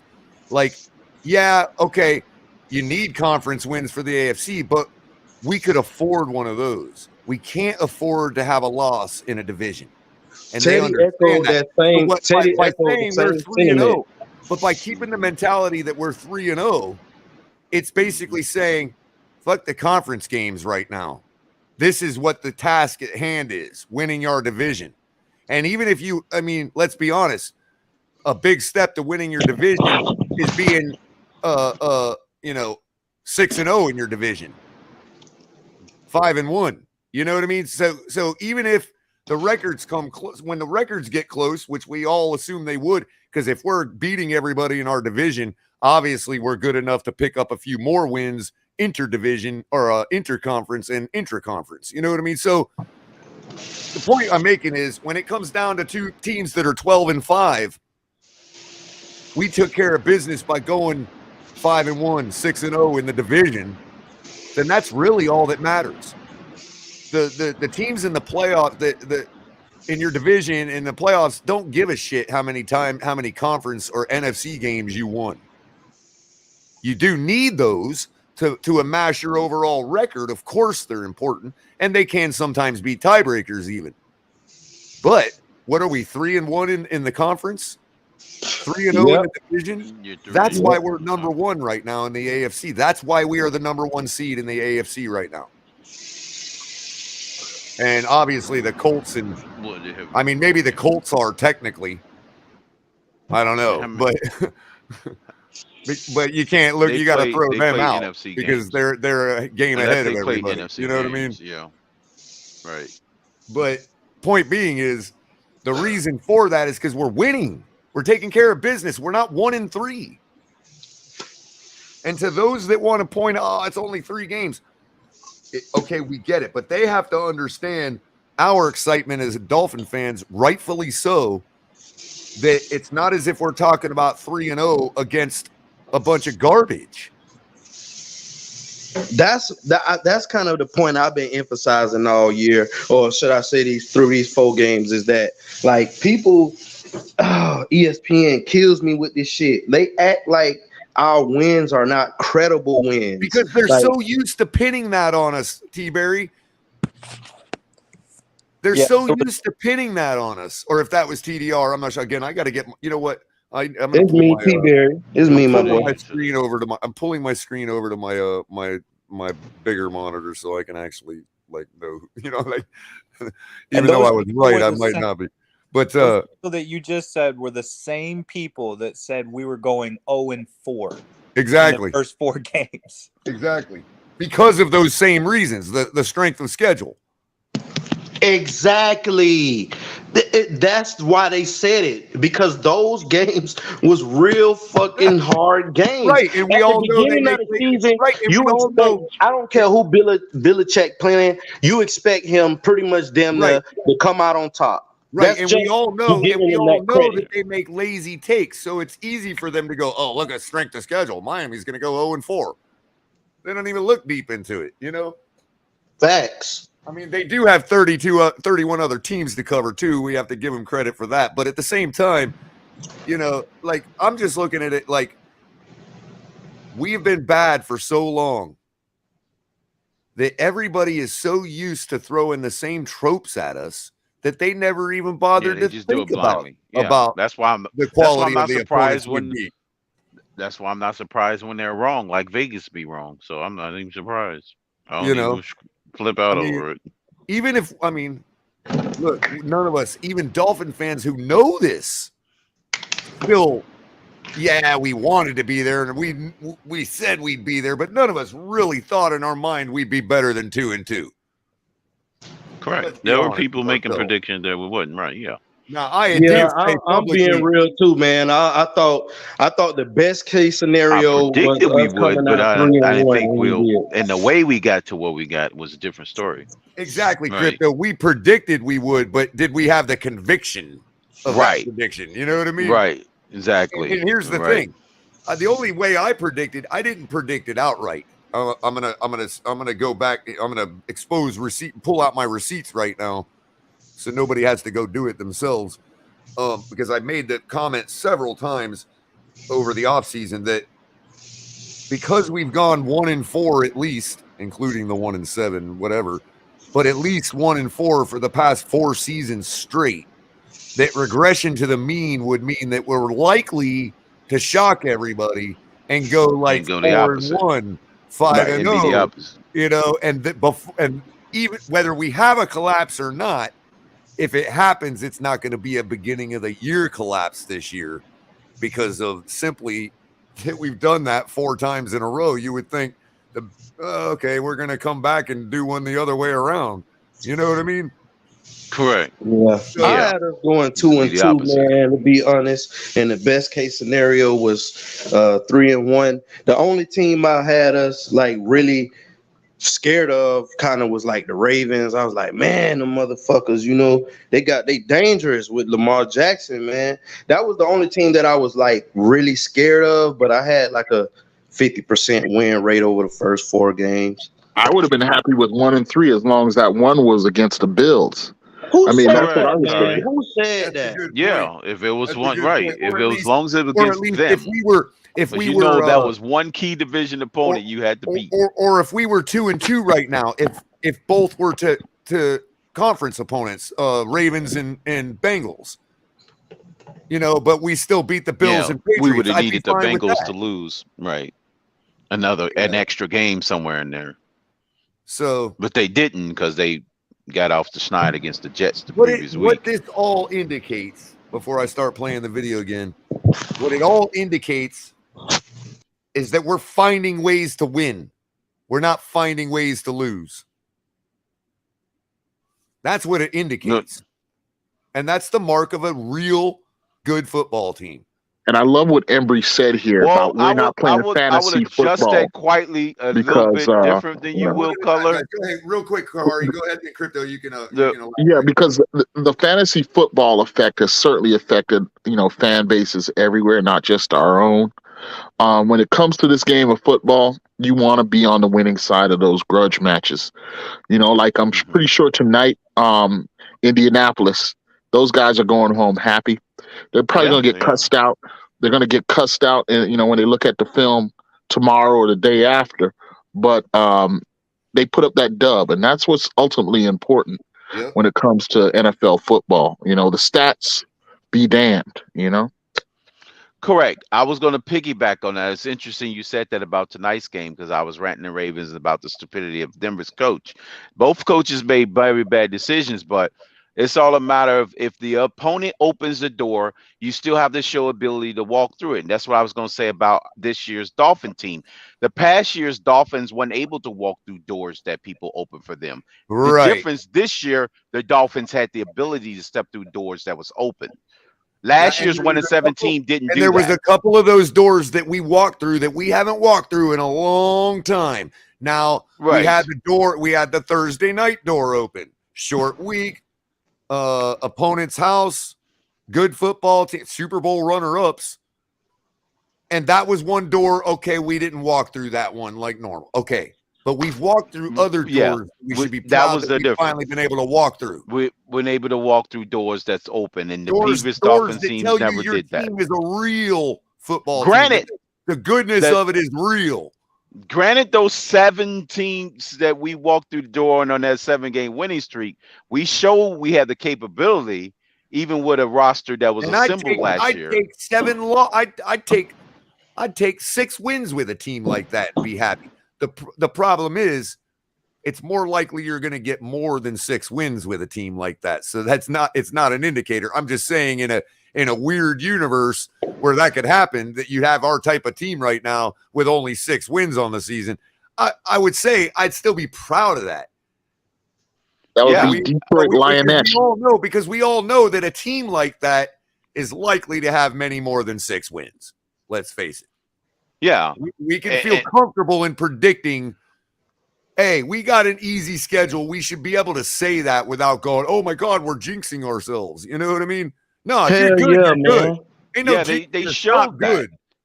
And in tonight's game was an indicator where the door was so wide open that the freaking Broncos head coach yanked the freaking it. The coach didn't have to walk through it. They was yanked through the door by the other freaking opponent's coach. That's right. That's one of those games where you watch 2 teams pull out their silver platters and like beg each other to take the football game. It's like, basically, what the hell are we watching? Yeah, that tonight game was like definitely the worst game I've seen in probably like 3-4 years. And our game I thought I was watching a high school football game. Like, yeah, for real. High school, middle school. God, Crypto, I said USFL. You're going high school? Whoa. That's what I thought I was watching at the moment. I'm like, God. I mean, I still think both those teams could have easily blown out the best college team, but still.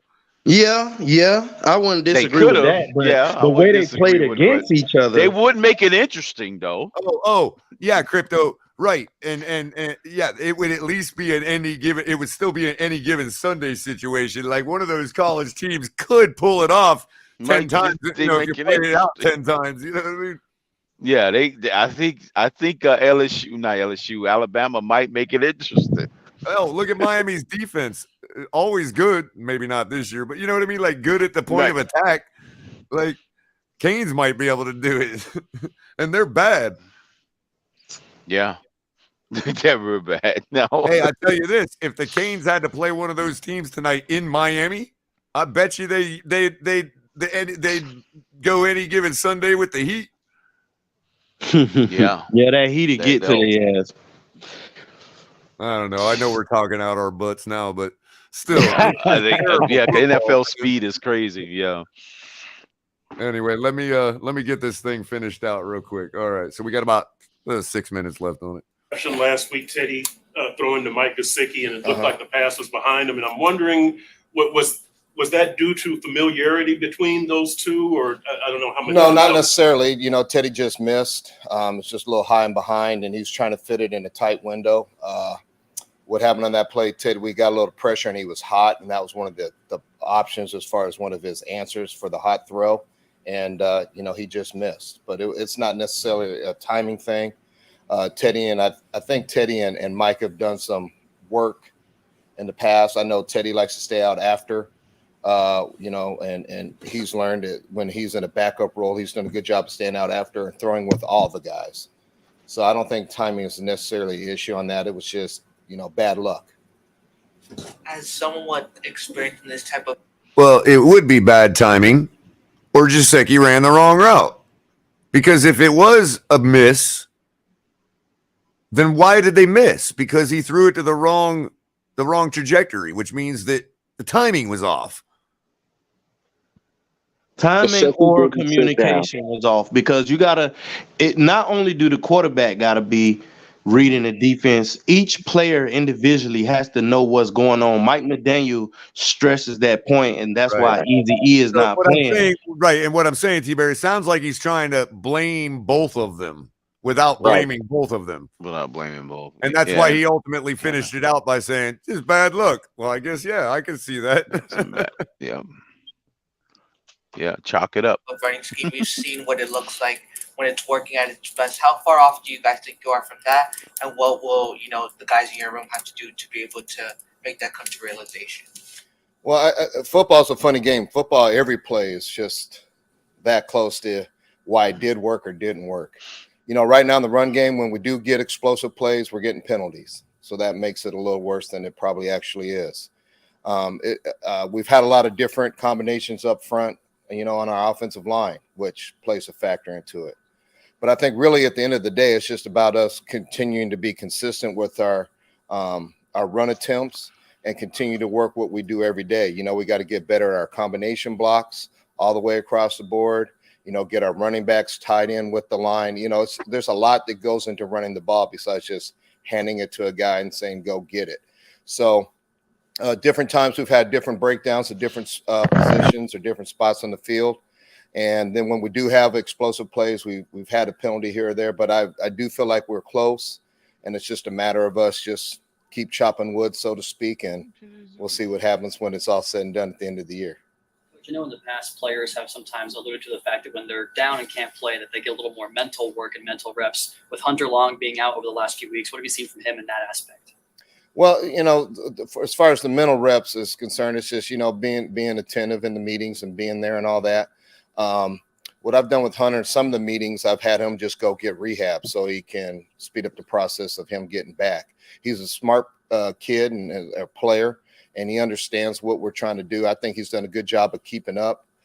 Yesterday was his first day practicing, and, you know, he was a little rusty, as it, you know, would expect after being off for a week or so. And but I'm not worried about him from a mental aspect of picking up things. Seen Tanner Connor get, like, you know, as far as snaps, it's kind of the number 3 guy. I guess how are you bringing him along, and are there like certain situations where in games where you're looking like, all right, we can maybe get him a rep here or there? Yeah, you know, there's certain things that I think we can get Tanner involved in, and we've tried to. You know, like you said, he's got a couple reps here and there, but you know, really, it's not, again, about necessarily getting one guy going and getting one guy involved. You know, really at the end of the day, especially in my room, if you can't do both, you're going to limit how much you can play. That's just how it is. So, but Tanner's coming along as a run blocker. He's really improved. I'm really pleased at where he's at. You know, having coached kids similar to him, Cameron Brate when he first came out, and then Ross Dwelly, he's farther along than both of them were at this stage of their careers. and he's just beginning. So I'm excited about what's on the horizon for him. And he's got to keep, he's got to make sure he's a contributor and being a difference maker on special teams, because as I joke around in that room, I'm not really your coach. Danny Crossman's your coach. And if you can't play for him, I can't help you. We're going to have at least one up on game day. We know that, tight end. But as far as who else is up and who's going to get a chance to contribute, if you're not able to do anything for us on special teams, then I can't help you. So he's done a good job of showing up on special teams. He needs to be an impact on that as well. And the ops will just keep coming for him as he improves. Obviously, injuries are part of the game. Nobody wants to make excuses, but with Tanner starting off slowly, Seathan, Hunter, how much have injuries altered what you wanted to do? Is that, greatly, about average? You learn to deal with it. It doesn't. I don't want this to sound wrong. I don't really think about it. I anticipate those things are going to happen. I've been in places where we've only had 2 tight ends to begin with in Kansas City when I first started, Tony Gonzalez and Jason Dunn. So you had to find a way to make it work. So the injuries, the only thing that it's affected is just the development of some of the guys. It really hasn't affected us from a scheme standpoint. Mike has seen a lot of football in his time, and so there's ways you can go about doing things to make up for what you may be missing in certain rooms with other positions. That's the unique thing about what we're trying to do when we're composing this roster is you have a lot of guys that can do a lot of different things. Trent Sherfield does some blocking like a tight end sometimes in certain situations. Tight end sometimes does some fullback stuff. Sometimes we have a tight end out as a wide receiver. When you look at like where we came from in San Francisco with Kittle and Debo and all those guys, all these different moving pieces, that's what you want in this scheme, is to have guys that can play multiple positions and do multiple things, so that when you do have injuries or that you're in a situation where you might be down on something, someone else can step up and keep the machine moving forward. Hey guys, back it out, man. Good night, everyone. All righty, Kahari. Thanks a lot, brother. Wow. Hey, let me just say one thing, because I'm probably about to get out of here too. Yep, and you know what? Let's go ahead and parlay that to final thoughts real quick, because I'm gonna go. We're about 20 minutes away from 4 hours, so we got a lot more shows to do this week, and we got a lot more content to talk about. So keep joining us here. Keep everybody like and share, subscribe if you are subscribed. Either one, hit that notification bell so you know when we're going live again. And I'm going to give these guys final thoughts, then do the rundown one more time and get on out of here. Go ahead. It was TDR or T-Berry that wanted to? T-Berry, I'm going to get out of here real quick. Go ahead. So check it. I love that combination that they got going on. I think he'll perfectly complement to McDaniel, because he kind of no nonsense, yet the position that he focuses on go hand in hand with the run game, which Mike McDaniel want to be great at. And I don't want to say it necessarily. Maybe I'll just pose it as a question. Were you guys getting some head coaching vibes out of this guy? I was. That's what I'm saying. I think they're a good pair together. I think they're gonna work. I think they're gonna work well together. And he mentioned how they had 2 tight ends in Kansas City, and one of them was Gonzalez, and he's like, "Oh, we made it work." And I'm thinking, yeah, made it work. You guys certainly did, man. Wow. I didn't realize that he was all a part of that. That's pretty cool. So go ahead, T-Berry.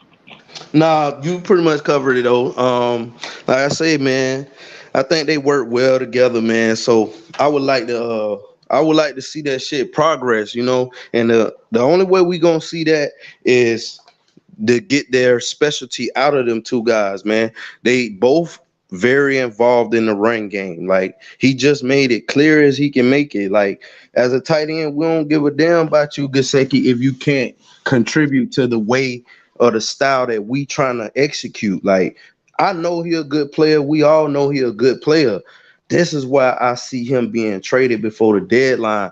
Unless he can all of a sudden out of nowhere become a great blocker, he will be traded, bro. The dude don't even got no faith in him as a blocker. For you to say, he just blatantly said what we already know. Mike Gesicki is going to come out there most likely on passing downs. When we trying to run the ball or give off a run look and it's a run option type of style play where we trying to hand it off, but it turn into a passing play or what, Durham Smythe is going to be out there because we don't have that much of faith in you to take care of business. You know what I mean? So it is what it is, man. Yep. Y'all boys have a good night. You too, T-Berry. Appreciate it. You too, man. buddy. So before I let TDR and Crypto go, I just want to remind everybody, like I said before, like and share, subscribe if you haven't. There's many ways to support the channel. Cash App, Venmo, the Fins Tailgate, as well as super chats, super stickers, memberships, and we do appreciate everybody that has become a member and joined our family. There's 3 different levels you could do that at. Make sure you're also hitting Fanatics, link in the description below for all of your officially licensed NFL, NHL, NBA, and all other sports memorabilia, gear, anything you need to represent, all officially licensed. Also, make sure you're hitting Backroom Collections. Hashtag TFTG at checkout for 10% off for all sports memorabilia, custom art. Many different things there. You can also check out our merch store too. TFTG10 for 15% off. And we even have a flag. So represent, show everybody you watch the Fins Tailgate. Make sure you're liking and subscribing. Catching us every Tuesday night at around 9 to 10. Normally with Tonk 7 and TMI Tuesdays. But lately it's been all Dolphin gear, all Dolphin talk. As much as we can handle. You got me on Thursday nights, right around 10:30, 11 o'clock, depending on how long the game goes and how boring it is. Probably could have gone a little earlier tonight, as boring as that garbage was. But you also got me on Saturday mornings for coffee and a cup of Culler. And we'll be going over how we beat the Jets, how they can beat us, if it's even possible. And some DFS lineups, more quarterback talk, get a little video on Teddy B, get us all hyped up. And then you got Saturday night, Ali following it up with late night exhale, blowing out all the smoke, giving all the smoke, and taking all that anybody can try to give. We invite the Jets fans for that night, our opponents' fans. Come on, bring it. The Bills couldn't take it. They lost. And then, of course, you got El Capitan every other night of the week with the Fins Tailgate, bringing you film breakdown, hype talk, whatever we got here in the Dolphins community. You all know it. You all love him. The purple jacket. Probably needs to take that dang thing off after we almost lost to the Ravens, but whatever. As long as it's not a green jacket. No, it's cool. I'm thinking we might, he really needs to think about making a t-shirt with the purple jacket on it. You know what I mean? Like, so everybody can wear the purple jacket without actually wearing the purple jacket. Yeah. That'd be pretty cool. But, TDR, man, find something I was wrong about and tell me where I was wrong, man, or just give us your final thought. Appreciate you coming up and joining us tonight. I appreciate you having me. No, I was just going to say, I love the channel. I love what you guys do. I really appreciate you letting me come up here. I will say, I think by week 7, week 8, we're really going to be firing on all cylinders. I don't think that we are yet. I don't think we've really seen the extent of what this team can do. And we should all be excited for it because, man, we got a squad. I think you're right. I think you're right, spot on with that take in general. You too early for a score prediction from you? I honestly think it's going to be like 27-24 us. All right. So, all right. And guys, y'all be all good. Right, TDR. Appreciate it. Come by anytime. Be good, man. Contribution tonight. Crypto. I don't know, man. You always say your own thing anyway, so I won't lead the witness. Tell me whatever you want to tell me. No, it's it's all good. You're like, hey, Crypto, I how's the just think weather? And you're like, man, that damn other burger I people. ate the other day, man, you wouldn't even believe it. You're like, Crypto, I asked about the weather. No. Speaking of weather, because I finally had a break in weather because I tested out my solar panels I just bought, and so I was able to put them out in full sunshine with Nice. outstanding results. I Nice. have I mean, you want to get Already saving the jewels. you always want to get somewhere between 80 to close to 100% efficiency. I registered 95% efficiency on my Rich solar panels. Shout Dang. out to Rich with the poly crystalline panels. I'm telling you, if I was ever be a sales pitch, I'm here for them. That's 'Cause those Rich was in Maryland. as in those things was stellar today. I was like, man, I'm waiting for the clouds to break, and I got a chance to test them out in full sun. So speaking of good weather, it was pretty good. I had some bifacials that I've tested too. That was at 80, right around 88%. So not bad. Now Nice. bifacials are those who's care to know what that means. It's just basically you can get power generated on both sides of the panel. So basically the sun is reflecting off the ground and it'll give you some watts on the backside as well as the front. Right. So right. yeah, the bifacials was pretty good too. That was at 88%. And I can get over 125 with the good reflection on the back. So if you want to prepare yourself and get acclimated for your trip to Miami, by the way, Crypto will be in town to watch the Vikings, to watch us take on the Vikings at Hard Rock. Yep. I look forward to that. So in order to get acclimated to the weather, you could always go like up to the roof and just kind of hang in front of the solar panels for a little while. Yeah, I know. That'd be some shade. I guess I'll be taking all the kilowatts.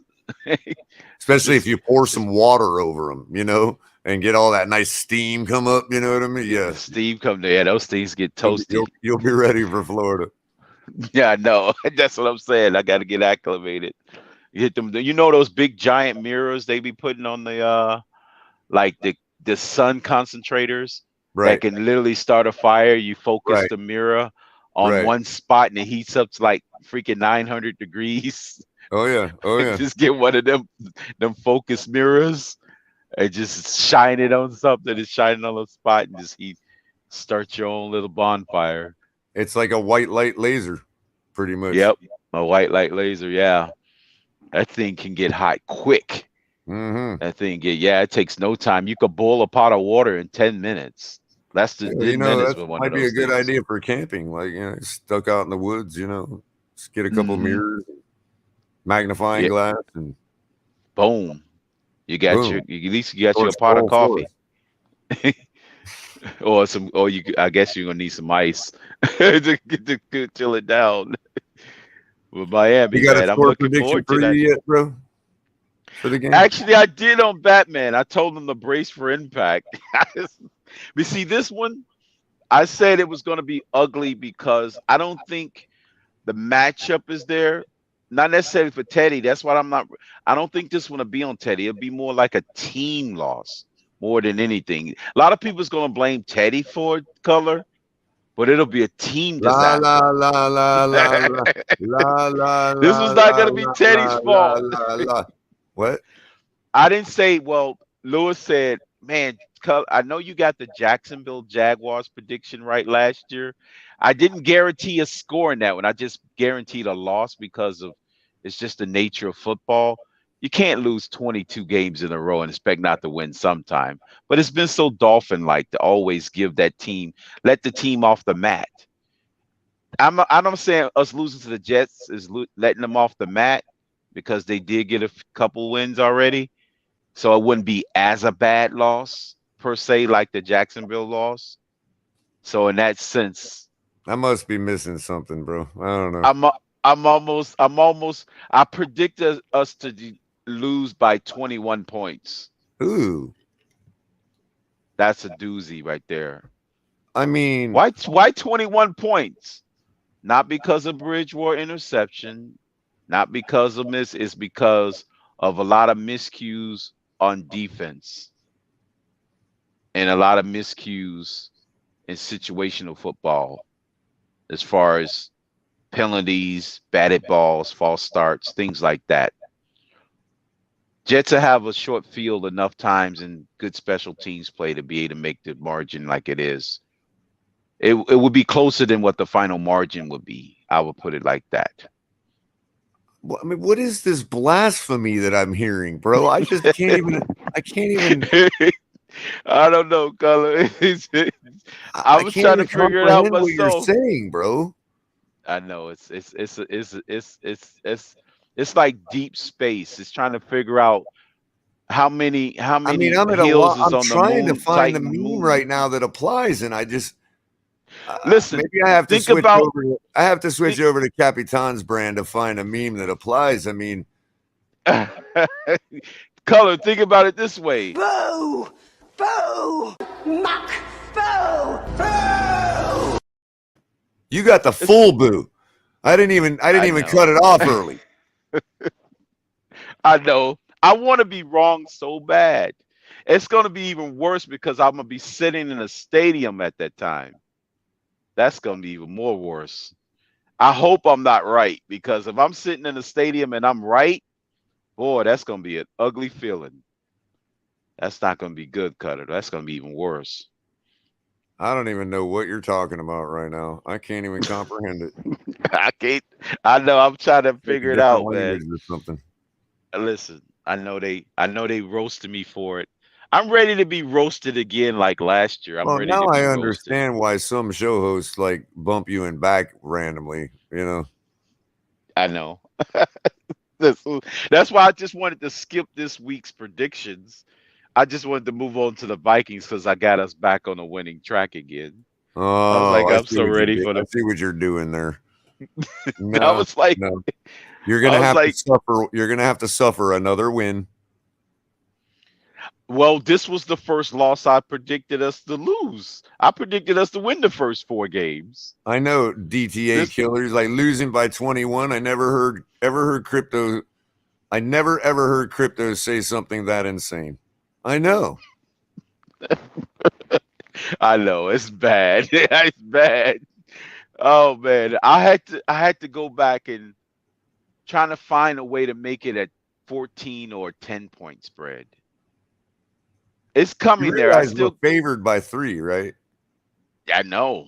That's what's gonna make it even worse. But listen, I listen. I told Batman I'll do the Batman prediction. I may make a slight adjustment on the score prior to kickoff, like Batman's known and infamous for. Yo, if we lose by 21, that means Teddy and Skylar suck. What? Both of them? It Well- can't be both. Well, you don't think if we're down 21 and that's why they pulled Teddy, you don't think Skylar can cut that margin? No, Skylar would be the reason why we lose by 21 because we're probably going to cut the margin to 21. It'll be worse. Oh, come on. Come on. And then they're just going to sit on it at that If point. if they let it get that far, they've already resigned the loss anyway. Why would they take Teddy out at that point? That's what I'm saying. That's why I say Skylar gets a fresh start against the Vikings. No, you put Skylar in if you think you still have a chance to win, like a 15, 17 point deficit, and your quarterback stinking it up. Yeah, You know, but that's when you bring in a guy like Skylar. But you thinking he'll bring it in after being down by 2 touchdowns. I think he's going to let Teddy might have the full brunt of this one and just have a fresh start next week with Skylar. And then he'll have a full reason to say I'm going with Skylar. Oh, that's possible. That's possible. All right. Right. Well, That's I'm why I say censoring Skylar you gets tonight. I'm censoring you tonight because you're talking about losing and all that. But I really appreciate it. I appreciate you coming up, buddy. I always love having you around, man. I know, man. I was hoping to skip out on this week because I know I was gonna catch hell because of the freaking Jacksonville last year when I predicted us to lose, but not by much. I was like, "This is that game, fellas. Brace for impact." But we'll bounce back. We'll get back. We'll get the Vikings next week. Don't worry. We got them. All right, Crypto. I will catch you probably sometime throughout the day tomorrow. We always talk. And you have a wonderful morning now. Yes. All right, yep. man. You too, man.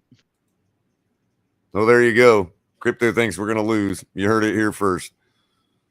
No, we're going to win. I got us winning 38-17 until further notice. According to the Batman rule, we are allowed to, our score predictions are not locked until an hour before the game Sunday. So right now I have us at 38-17 Miami, and I don't think it'll even be close.